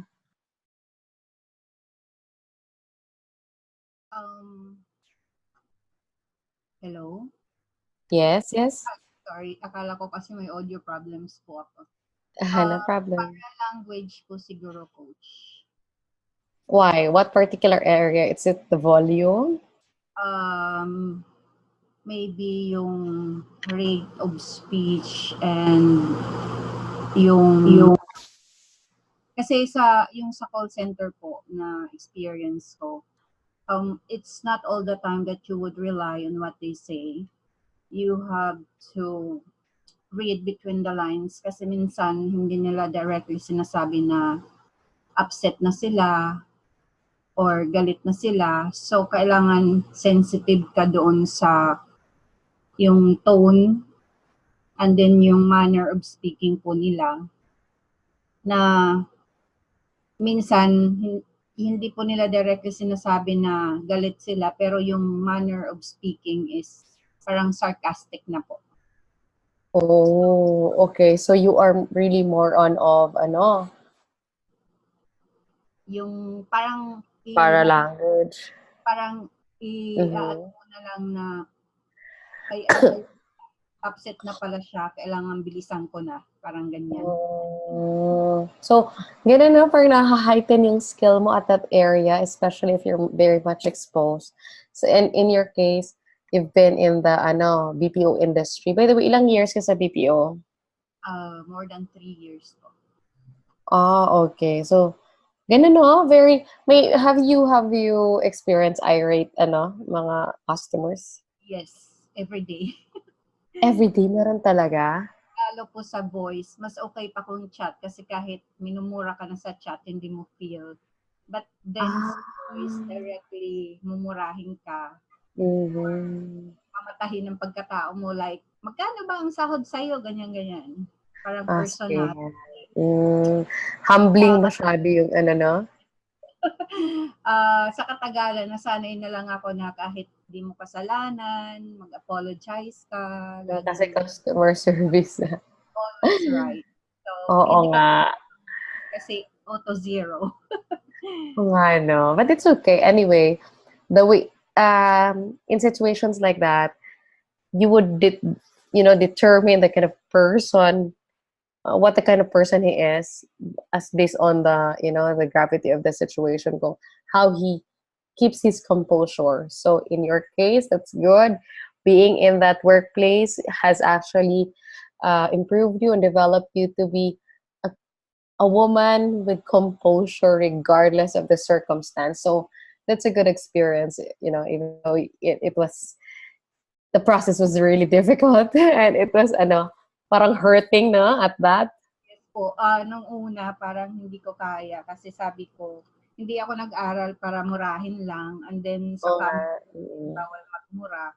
So sabi ko, parang nag-aral ako para mura-murahin lang. But then, naintindihan ko po yung situation na tumatawag sila kasi kailangan nila ng tulong. At normal na sa kanila yung ganong magmura. Oo nga. But yun nga, ang hirap nga sabihin nga, it's okay. But actually, is it still okay? Sige lang.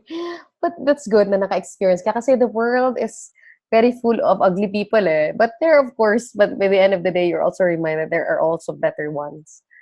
So, anyway, going back, thank you for your example on paralanguage. That's actually true.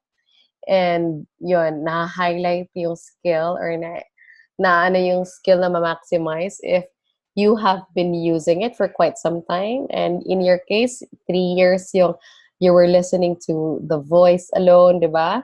So parang nafe-feel mo, you know how to determine whether the customer is already impatient or whether he's already angry, this and that. So thank you, Maria Faye. You're welcome po, Coach. Okay, now let's go to Darius. Coach. Yeah, may share ka pa. Share mo.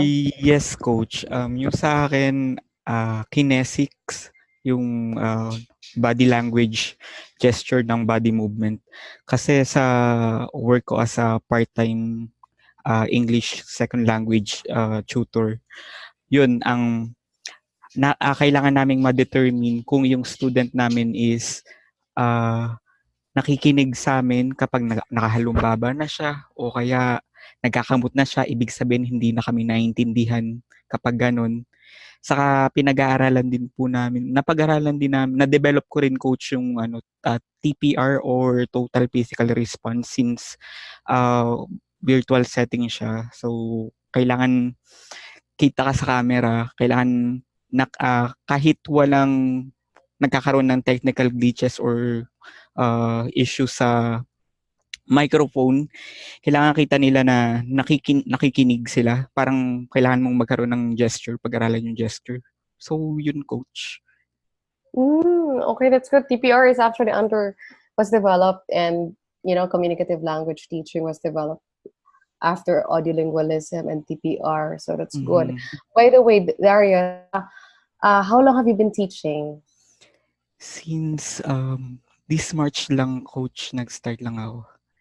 Professionally, what was your degree? What was your field? Kasi di ba you were in the Middle East? Yes, I worked there as an admin staff. My field of study is computer studies. Oh, okay. Pero you gusto mo yung teaching? Yes, coach. Somewhat. Interesting kasi yung teaching hindi kasi monotonous. Every term or every school year, iba-iba yung estudyante, may iba-iba experience. That's why it's nice. And that's good that you have learned already along the process, no? And you mentioned kinesics yung Yes. mo. Oo. Yes, coach. Ano yun siya? One-on-one yung class mo? Yes, coach. One-on-one with Chinese students from age 3 to 63. Ay, nako. Actually. So, madami talaga. Wide They range provide the talaga siya. materials. I did Yes, coach. tutoring before, pero pumupunta in college, I used that as parang sideline. May mga Koreans who kasi nga, I'm an English major, so may mga Koreans na would really hire me.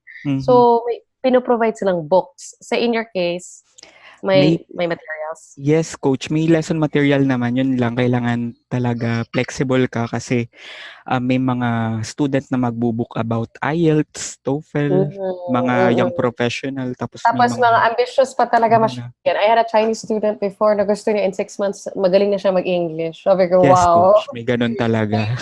Chinese siya. She's already a registered nurse, and then I told her, no, you have to retake the course here in the Philippines because all the medical terms are in English, and it's really different from your terms. So, 6 months lang daw talaga. Ay, nako. Anyway, we can talk a lot regarding that. But anyway, thank you, Darius. Thank Sure, you, coach. Thank you. Welcome, coach. Okay, so let's go with Elaine. Elaine? Ay, nagising na si Elaine. Joke lang. Elaine. Okay, share ka. Kasi sa akin, sabay-sabay sila like nung sa kinesics, yung dati, kita ko nakapamayabang na siya. Habang nakapamayabang siya. Hello. Ano yun? Kinesics and? Medyo choppy. Kinesics and what was the... Elaine? Wala si Elaine. Elaine? Okay, medyo choppy, Elaine. Can you hear me?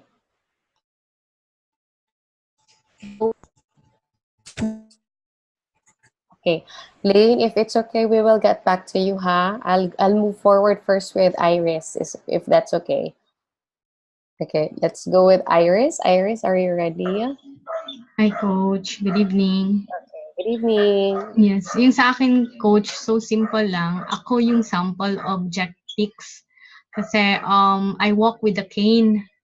So, it's so obvious na every time when I go out, people see me na I'm with disability. So, example, when I go to the restaurant, syempre, punta kayo sa priority lane, you are prioritized together with the senior citizen.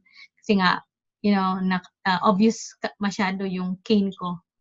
So, guys, I have lost my balance due to my craniotomy. And then, pag binibigyan ka ng priority to have a seat when you are waiting, ganon. So, objectives. Bali, ako yung sample. But actually, did it come to you, like, did it make your life way easier, right? Or Yes. how do you feel about it?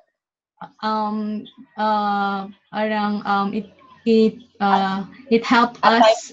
Parang at times okay, at times may mga bullying ba somehow? Parang ganun, wala pa akong na-experience.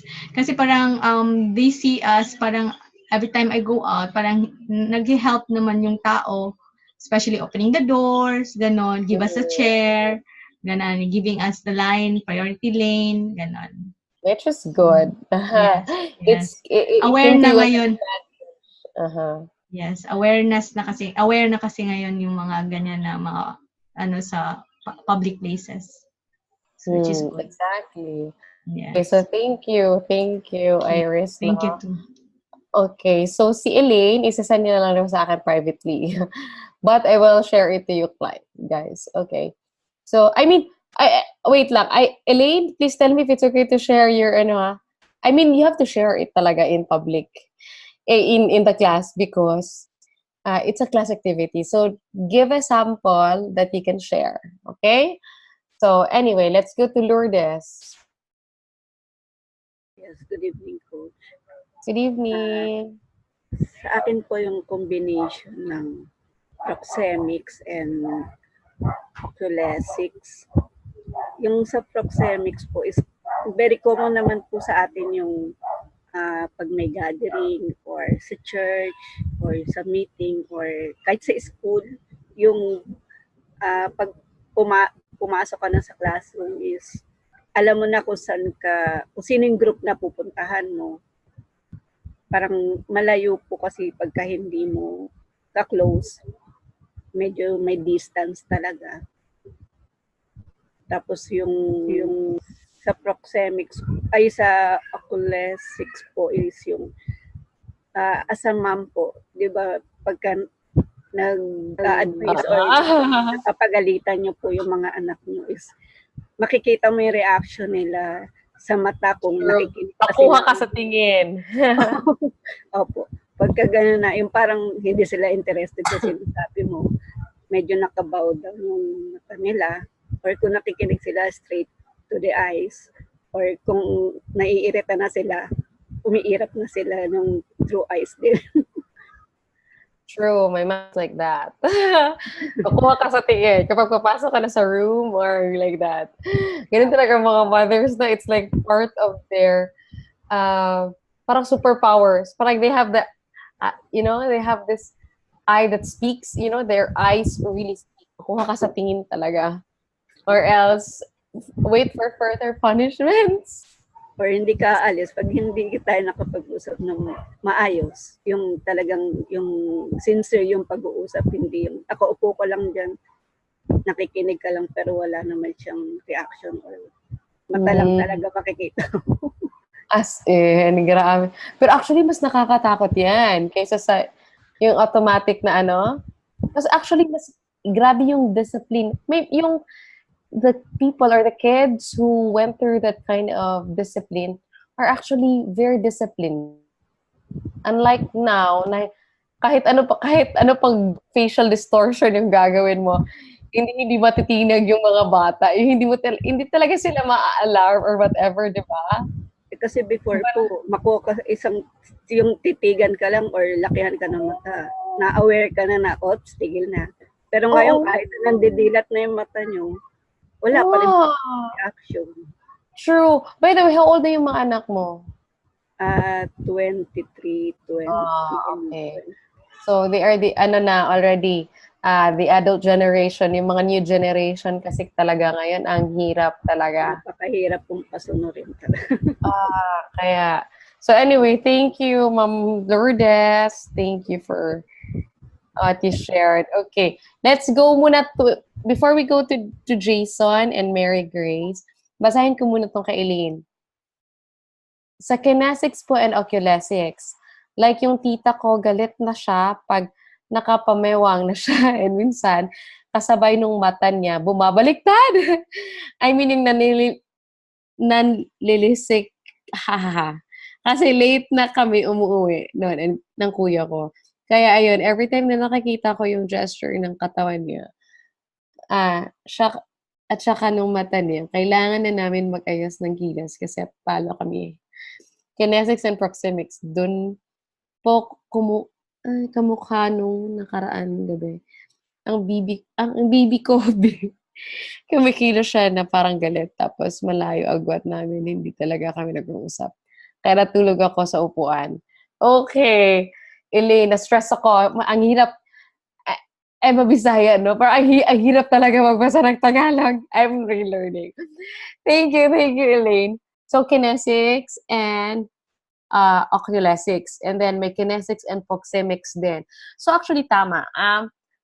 There are times that yung non-verbals nagsasabay-sabay. Like, 2, 3 occurring in one. And then, actually, you use them all. In one setup, may instances nga na lahat talaga, it's manifested in all of the 7 areas of non-verbal na ma-manifest talaga in one communication. That happens, actually.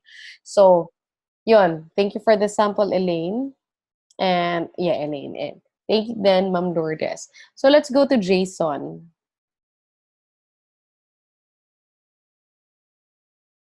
Sorry, Coach. No problem. Ayun, Coach. Pasensya na medyo na ano ko to, skip ko yata to kanina tong topic na to kasi pinakain ko yung anak ko. Pero okay na, binabasa ko na kung ano. Sa akin siguro, Coach, yung oculesics, since yun. Kasi ako mahilig akong nasa band ako, I mean a band, tapos mahilig akong pumunta sa mga gigs, pwedeng nanonood or mismo nasa tugtugan, ganon. So, ang una ko na pag dumadating ako or kami ng band ko, yung nakatingin sila sa amin, yung parang titig ka babataas, ganun.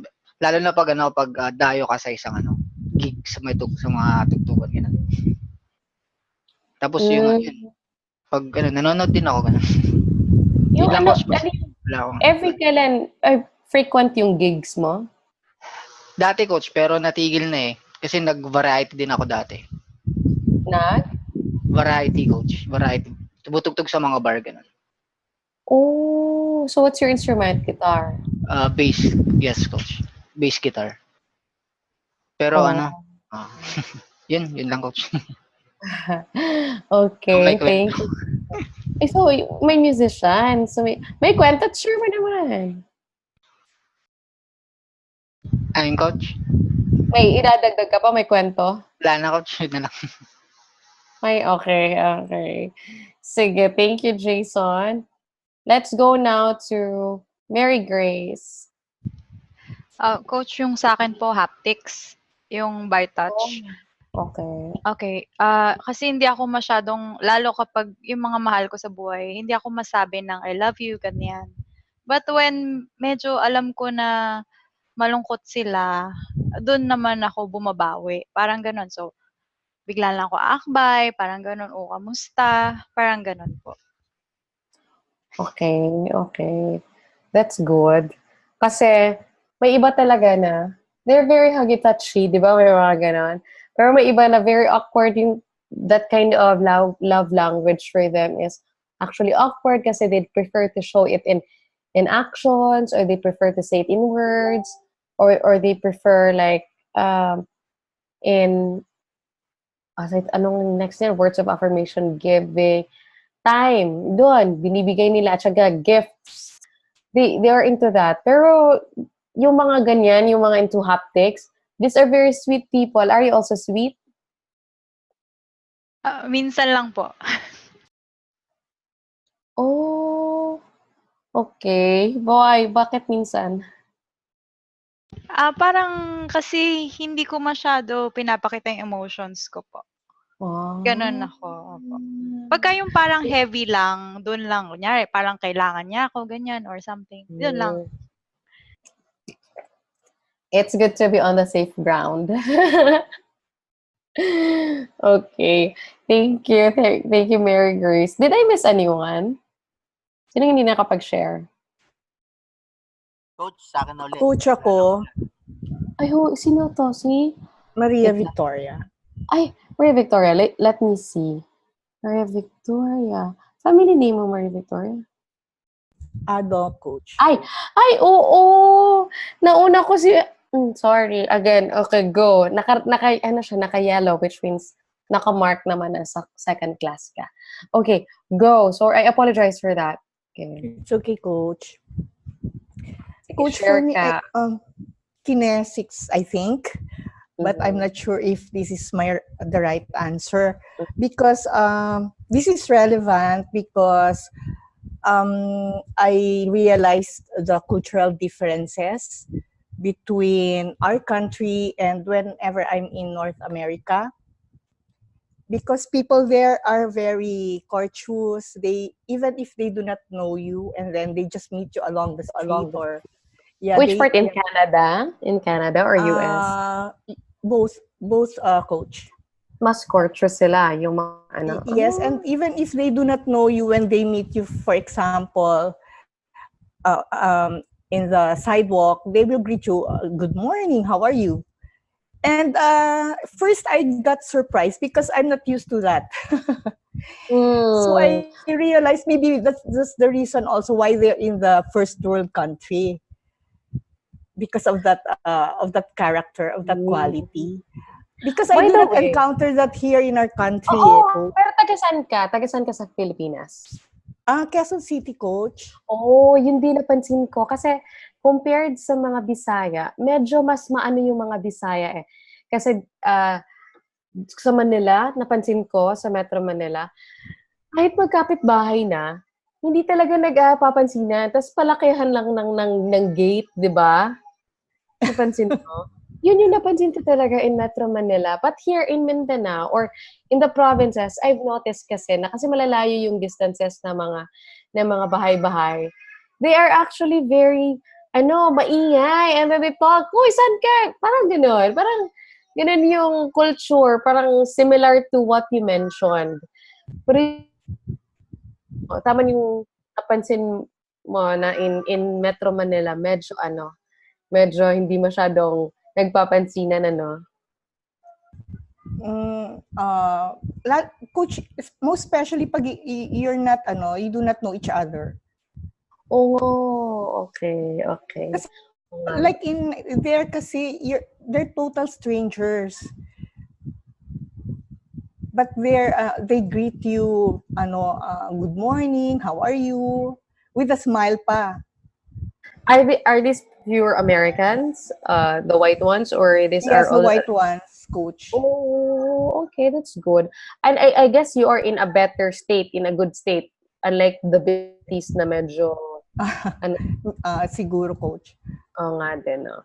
Alright, thank you. So yun. Yung sa'yo is kinesics. Is that kinesics? Yeah. Actually, it has something to do with everything na culture as a whole. In general na siya. Kasi you are referring to siguro na nag-wave, like nagsasay ng hi, yung parang ganun. So, it's as a whole cultural differences na as a whole. Kasi yung example mo, it also used verbals din, diba? Words din kasi. Yes, Coach. Okay. So, thank you. Thank you You're so welcome, much. Coach. All right. So, everyone, has everybody shared already? Nakapag-share na lahat. Brian. Ay, oo nga. Sabi ko, babalikan ka. Okay, sige. Go, Brian. I think sa akin, Coach, proxemics ba yun? Yung distance? Opo. Kasi, di ba, yung sakit ko is psoriasis. So, once na, talaga makikita mo talaga yung, papapansin mo talaga yung mga distance talaga. Oo. Eh di, kung halimbawa, yung ka-close ko na, so, alam nila yung sakit. Akala nila, tawag niyan? Hawa. Contagious. So, yes. It's autoimmune. Ayun, isa yun. Tapos, yung yung shinare ni Ate Vicky regarding dun sa mga Kinesics. Para language. Oo, yung sa Dubai, experience ko naman yung halimbawa, kilala mo agad kung sino yung bagong dating na galing Pilipinas. Kasi sila yung bumabati, kumakaway. Tapos yung iba, yung mga matatagal na hindi na. Hindi ko alam kung saan papasok. So, it has something to do with kinesics then. Kasi you're referring to the actions, nagbababay. Oo. Nag-wave. So, yun. But I see it as parang general masyado. Just like, okay. Hold on for a sec, right?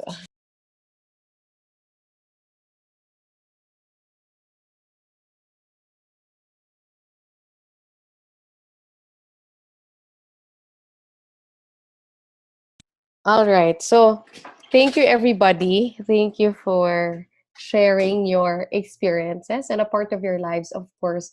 Your experiences na scenario that's a part of your lives that you open up to everyone. So, anyway, di ba, you've seen, no, na all types of communication, wherever we may be, nonverbals will always be there. Nonverbals will always accompany the words that we use in communicating. Diba? The words that we use in communication. Kasi the words would not be enough, and the words will always be accompanied by content and feeling and feelings. And feelings are not just manifested in the actual words. Feelings are actually observed, seen in non-verbal aspects. Okay.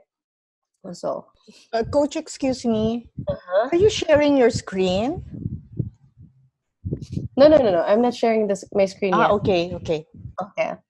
So, I've seen here, we are almost done with the discussion. Hindi na kasi ako magdi-discuss ng subject and verb agreement. We went through that already. So, we will just go into the next part, which is, napansin ko with your voices, with your pronunciation, you're already good. So, parang dadaanan na natin. And I will just try to listen as to the way you enunciate words. Kasi yung next part ng ating discussion has something to do with choice of words and tone of voice. Okay, so let me share my screen this time.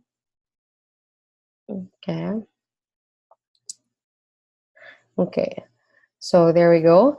So this is the next part of the PowerPoint after we discuss the different areas of nonverbal communication. We are going into the choice of words and the tone of voice.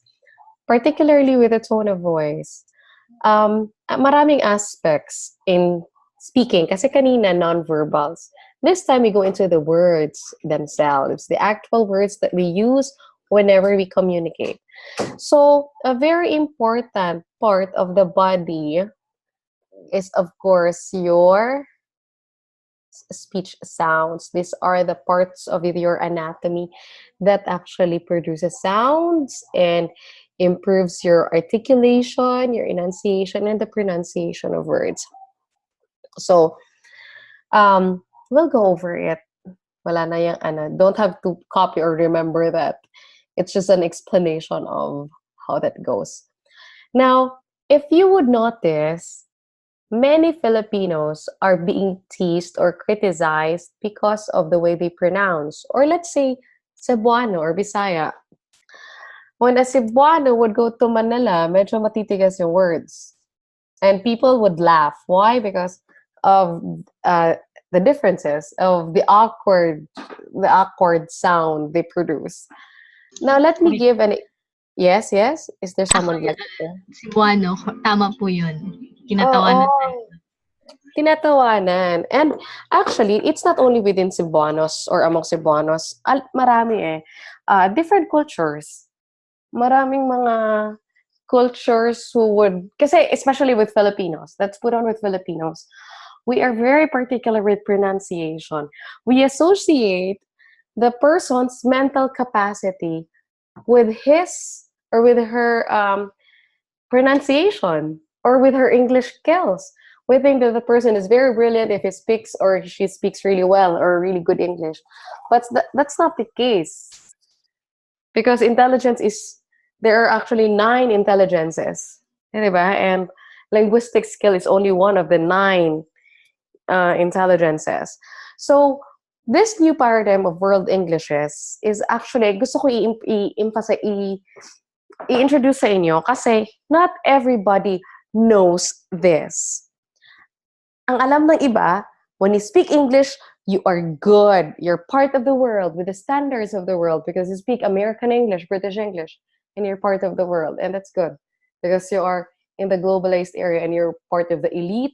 You know, whenever I go to meetings for Virtualahan in place of Ryan, imagine, I would be in a group of people like 100 or 50 people in one group and all of us are Filipinos. But guess what? The medium of, of communication is English. Walang foreigner. Pinoy lahat. Pero yung words na ginagamit, yung language na ginagamit is in English. So see that? So that's that part. Now, the new paradigm of world Englishes, this is by Braj Kachru. He said that every country would actually have a distinct English language. What does it mean? There's what we call Singapore English. There's what we call Malaysian English.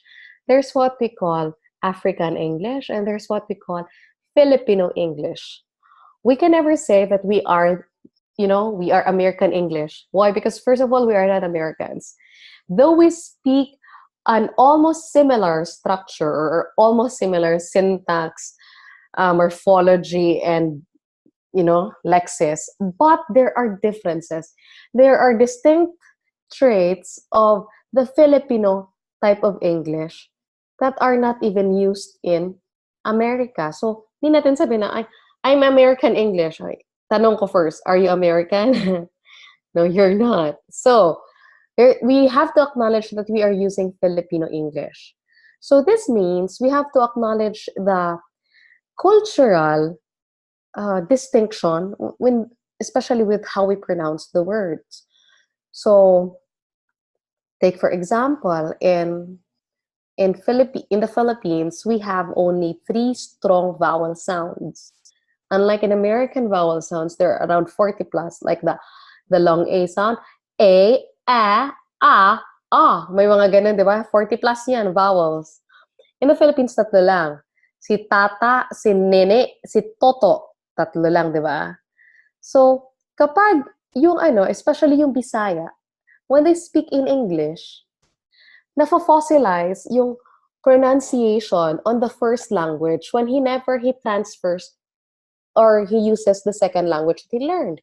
So, instead of saying good morning, nagagamit niya yung distinct traits ng first language na which is Bisaya, na madiin talaga. Kaya, instead of good morning, di ba? Parang matigas. So, you call that interlanguage or transference kasi from first language, nag-explain ako, wait lang. From first language and then you use another language, there's what we call a transition. So along the way, if the person could not pronounce it the way it should be pronounced according to the language that he is trying to copy, then the person is still on the stage of transition or learning. So it's okay. So if you cannot pronounce properly, but your words are clear and your message is delivered and understood well, then that's it. You don't have to be worried. You don't have to be bothered that I mispronounced these words. No. Honestly, ang Pinoy lang yung medyo stricto sa ganyan sa pronunciation. Ang Pinoy lang yung mapanglait. Pero when you speak to foreigners, they value our pronunciation. They appreciate it. Hindi nila napapansin yan. Hindi nila nanonotice yung distinctions kasi for them, you carrying your own accent is actually a good thing because that means you value more your first language. Take, for example, yung mga French. Diba? The way they pronounce the words. Diba? When they speak in English, they sound sexy. With a French intonation, pero yung English ang ginagamit na language, they sound sexy. Pero, pakinggan mo yung Bisaya tapos mag-English, di ba? Bakit pinagtatawanan? Pareho lang naman yung concept doon. Uses English, pero they come from a different first language. It's a matter of putting a mindset and valuing the language. Ganun siya. Anyway, so yun. So if you cannot speak well, just yet, it's okay. As long as you can deliver words clearly, properly, and your message is understood the way you wanted it to be understood. That's the most important thing. All right. So with your activity right now, I'd like you to read this example. We are using the American vowel sounds and the consonant sounds, of course. So I'd like to call you randomly to just give me a sample on how you pronounce these words. Okay, I'll start with, sino yung ano ko? Hindi ko huli kong natawag kanina. Ay, nako. Wait. Maria Victoria. Yes, Coach. Can you read the first column, please? Everything in the first column? Yes. Okay. Cat, Kate, hat, hate, tap, tate, aim, plan, plane, cap, cape, back, bake, ran, rain, can, cane, pad, paid. Thank you. Now let's go with Lourdes.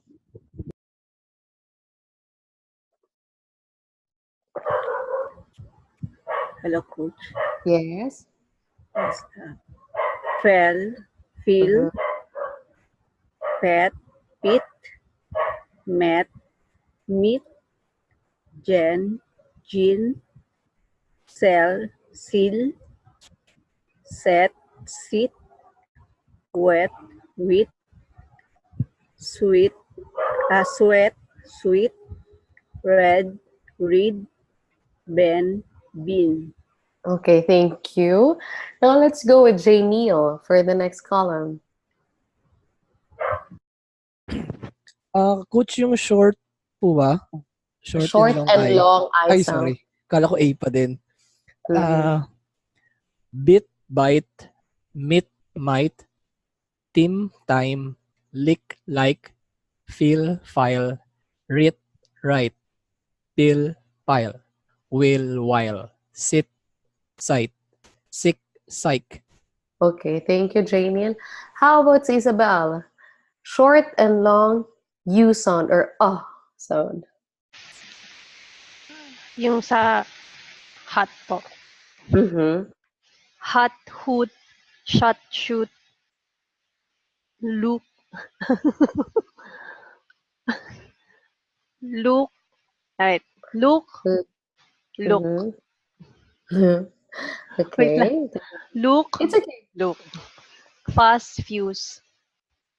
Pull, pull.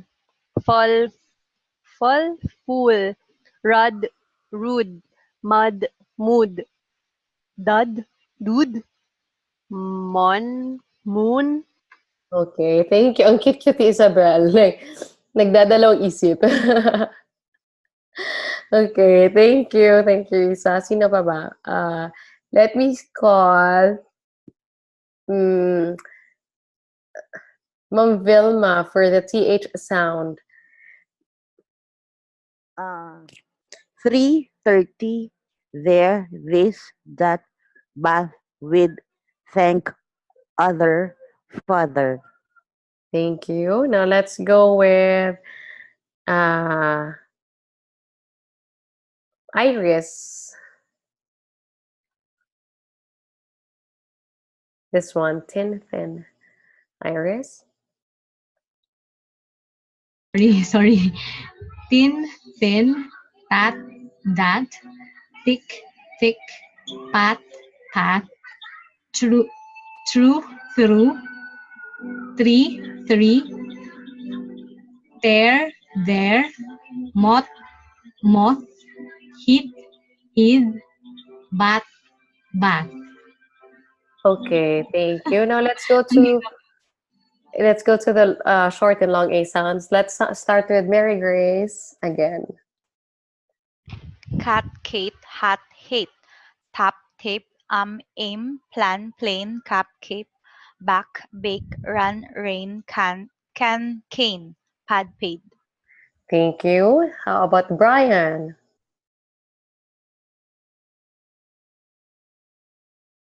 Brian, are you still there? Nandito po, akala ko naka-on. Sorry. Sige. Okay.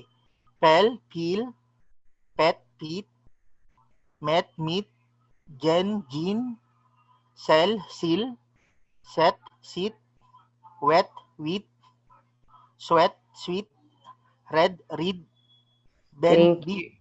Thank you. Now let's go with Darius. Okay, coach. Beat, bite, meet, might, team, time, lick, like, fill, file, read, write, pill, pile, will, while, sit, sight, sick, psych. Thank you. Now, how about sino pa ba hindi ka natawag? Si Maria Faye. Hot, hoot, shot, shoot, look, loop, pass, fuse, pull, pull, pull, pull, rod, rude, mud, mood, dud, dude, mon, moon. Thank you. How about sino pa ba hindi ko natawag? Si Maria Victoria. Coach, you called me already. I was the first one. Ay, sorry. Wait lang. How about si Teresa? Teresa pala yun eh.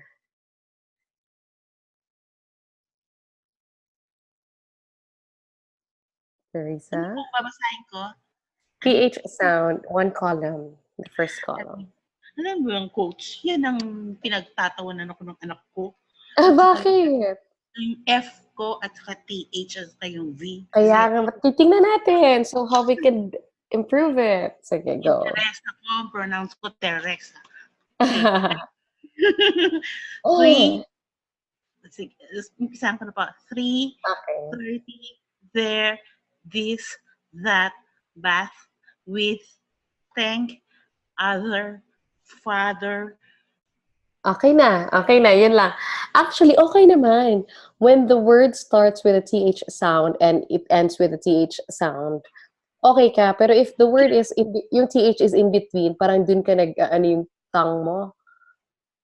You see other. Yung kunyari interview, may nervous na ako. Yung 3 ko, wala nang 3. I'm 33, mga ganun. Okay lang yan. How old are you if you don't mind? 47. Okay pa, change pa. Pero unless, takot ka talaga, mafa-fossilize na. So yung the way you pronounce words would be, it will be there with you. Kasi may mga ganun eh, like my dad. My dad, he's very good with grammar. But, of course, yung education, kasi sa, nasa Iloilo sila before. Ang tawag niyan, he pronounces words, parang talaga, yung vowel sounds niya. So instead of saying oil, oil. Parang talaga, na-fossilize na. In short, mahirap nang i-change kasi matanda na siya dito when he got to change it, when he got to know the better way of pronouncing it. But if you are really interested to change it, change talaga siya. Yun nga lang, kailangan ng personality na aggressive, fearless personality. Can you do that? Wala naman po bang diferensya yun? Kasi sabi nila, kulot-kulot daw kasi hindi lang ako dahil nakagat ko ng seizure. Hindi kasi okay naman yung pronunciation mo with the other. Ngayon, yung parang yung fear mo lang that's actually stopping you. Kasi napopronounce mo naman ng tama eh. Yun nga. Naapektuhan lang with your, tawag niyan, current emotional state, naapektuhan talaga. Thank you po. So, practice ka lang, you can get that. Parang meant to be talaga yung na-assign talaga siya sa'yo. Sa pronunciation. Okay, thank you. How about sino pa hindi ka natawag? Si John Bon. Tawag na lahat, no? Except kay John Bon. Ay, si Jason. Yes? Okay. Okay. The same. Can you read the TH sound? Say, the, this, that, but, with, thank, other, father. Okay. It's also good. You just have to you have to know the difference of the TH and the D sound, huh? So, constant practice lang. Kasi when we go to the other and father, parang nadi-D yung sound. But again, it's okay. If we speak a Filipino English, then it's okay. If hindi talaga ma-change. I'm sorry. Anyway, let's go with Jason.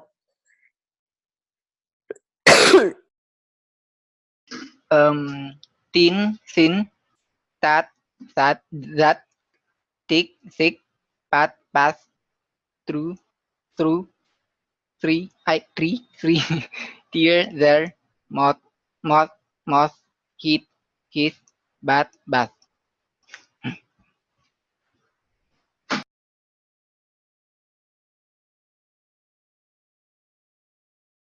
Okay, thank you. My throat is not good. All right. Now, I was able to give you a quiz on subject and verb agreement, but I'm not going to show it today because there are others who were not able to take it last time. So, all right. So before I go on anything else, this is just let's have a recap. So, what are the basic principles of oral communication? Is there anyone who could remember?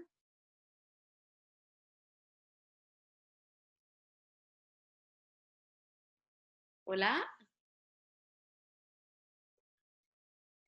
Ano po yung coach?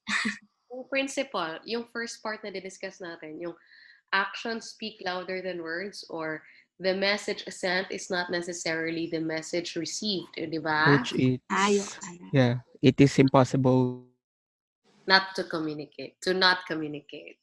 Very good. All right. Okay, go ahead. Every message has but content And feeling. Very good. At least I may remember. And the last one is the cues. 21 hours. Non-verbal cues. So Yeah. non-verbal cues are more believable than verbal cues. Okay. So thank you. How about yung barriers? We were able to discuss that last time. How about yung areas of non-verbal communication? Yung mga Like phonemics, kinesis, haptics, objectics, oclexis. mga Proxemics. Paralanguage. Okay, very good. So kinesics, chronemics, haptics, oculesics, objectics, proxemics, and paralanguage. So yun yung very core, no? Non-verbal communication is very broad. Ang dami pang topics. And it's very interesting. If you go on YouTube and try to search for mga actions or non-verbal related na mga videos, may nakita ko sa Bright Side. I'm not sure if you're familiar with that channel on YouTube. Na, ano siya, it's a bright side. How to know that the person, how to know if the person is interested to you. Parang ganon. May mga ano siya, may mga signs or samples of nonverbals that will give you cues. Sorry. So you can search. Sorry. It's very interesting. Anyway, so Ang dami pang pwedeng pag-aralan with nonverbals. So I'm just giving you just the tip of the iceberg. There's more to learn, and you can go over on your own time. And I'm coughing right now. Anyway, so I have to end. So everyone, that's the end of our discussion. Oh yeah, I told you that we will dismiss early. And my voice is not cooperating with me anymore. So before we close the class, I have two important things that I'd ask you to make. One is the summary profile. I think I've asked you to make the summary profile already, right? Yes. Along with the autobiography. Sinabay ko pala siya bigay dun sa during the virtual writing class, and that was a class as a whole, di ay pala. So kindly send your autobiography and summary profile before Sunday, okay? Autobiography and summary profile before Sunday. Kasi I will be checking already. And if you miss anything in my class, I would let you know. And I would give you time. And if ever you missed something, remember I have 5 requirements. The subject and verb agreement quiz, which for those who were absent at that time, you cannot take it anymore. And second is you have the Instagram or the Facebook post regarding our reflection. Third, you have your summary profile, your autobiography, and then your ad headline. So in short, you needed to submit 5 requirements, but the first requirement, the quiz, I already have a record. But if I don't have a record, I have to refer to you so that I can ask you to send me a copy on Slack. And all of the requirements should be submitted on Slack alone, okay? At least I'm already there. You can access me at Slack compared before na hindi pa ako naka-sign in.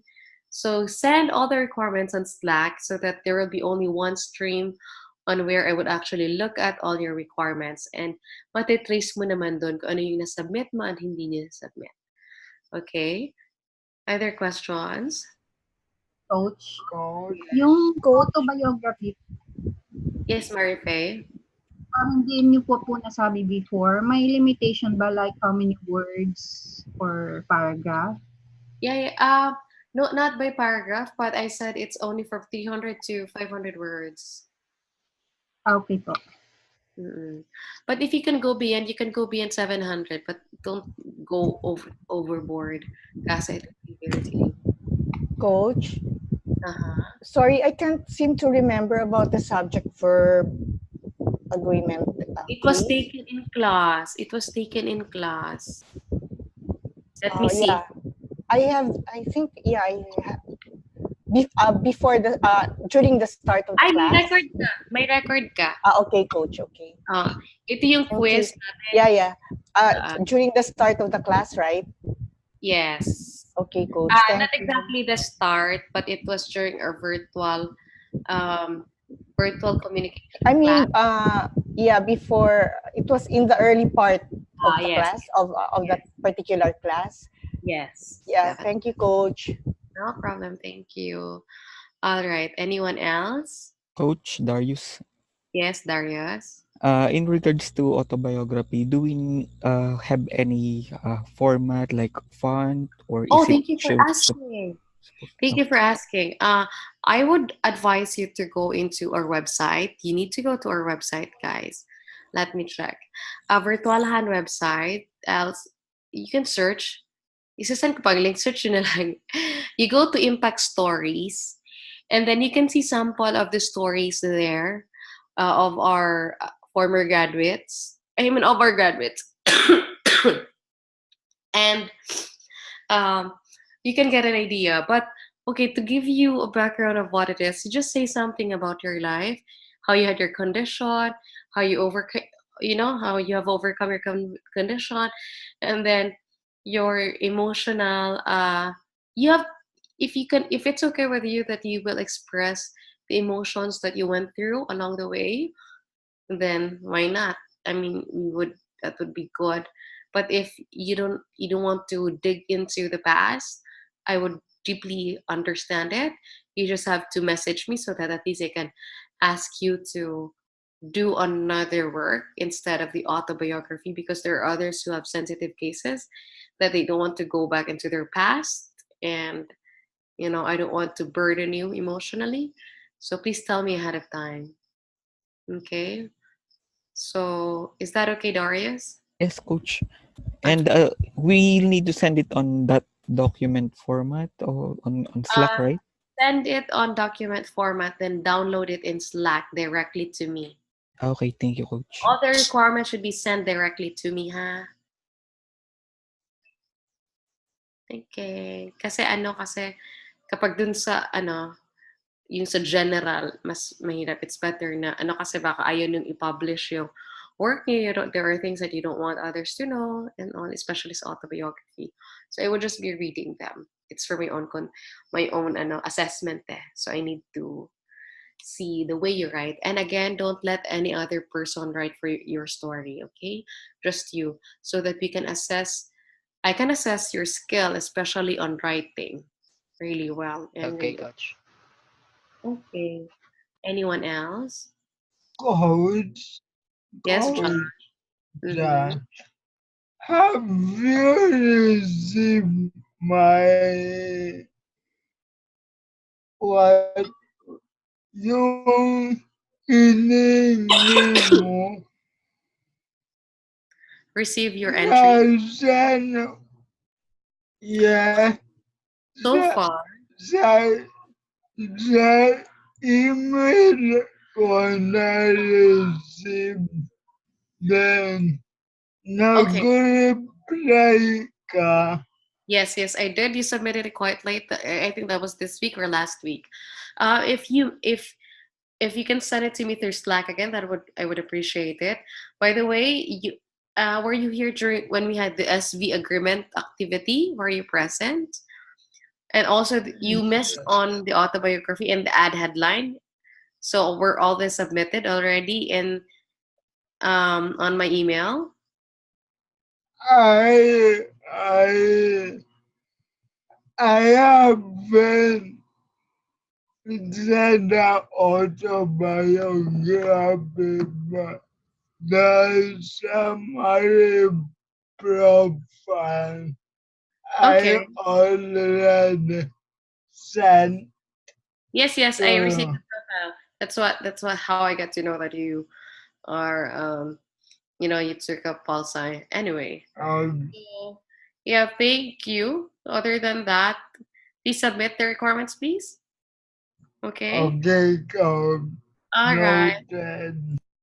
Thank you. Okay, coach.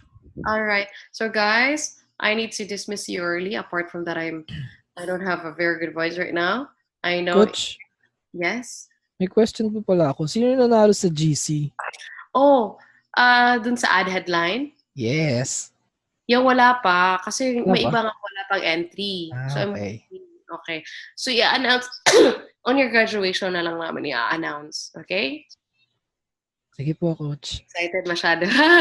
Excited ako manalo eh. Charot. Okay. Nice one. Hope for the best. Okay, and thank you for giving your efforts, ah. But again, wala pa kasi entries yung iba, so I'm waiting for their entries as well. Okay, thank you guys. Have a Thank you, good coach. You Thank you, too. Have a good coach. night. Good night. Good night.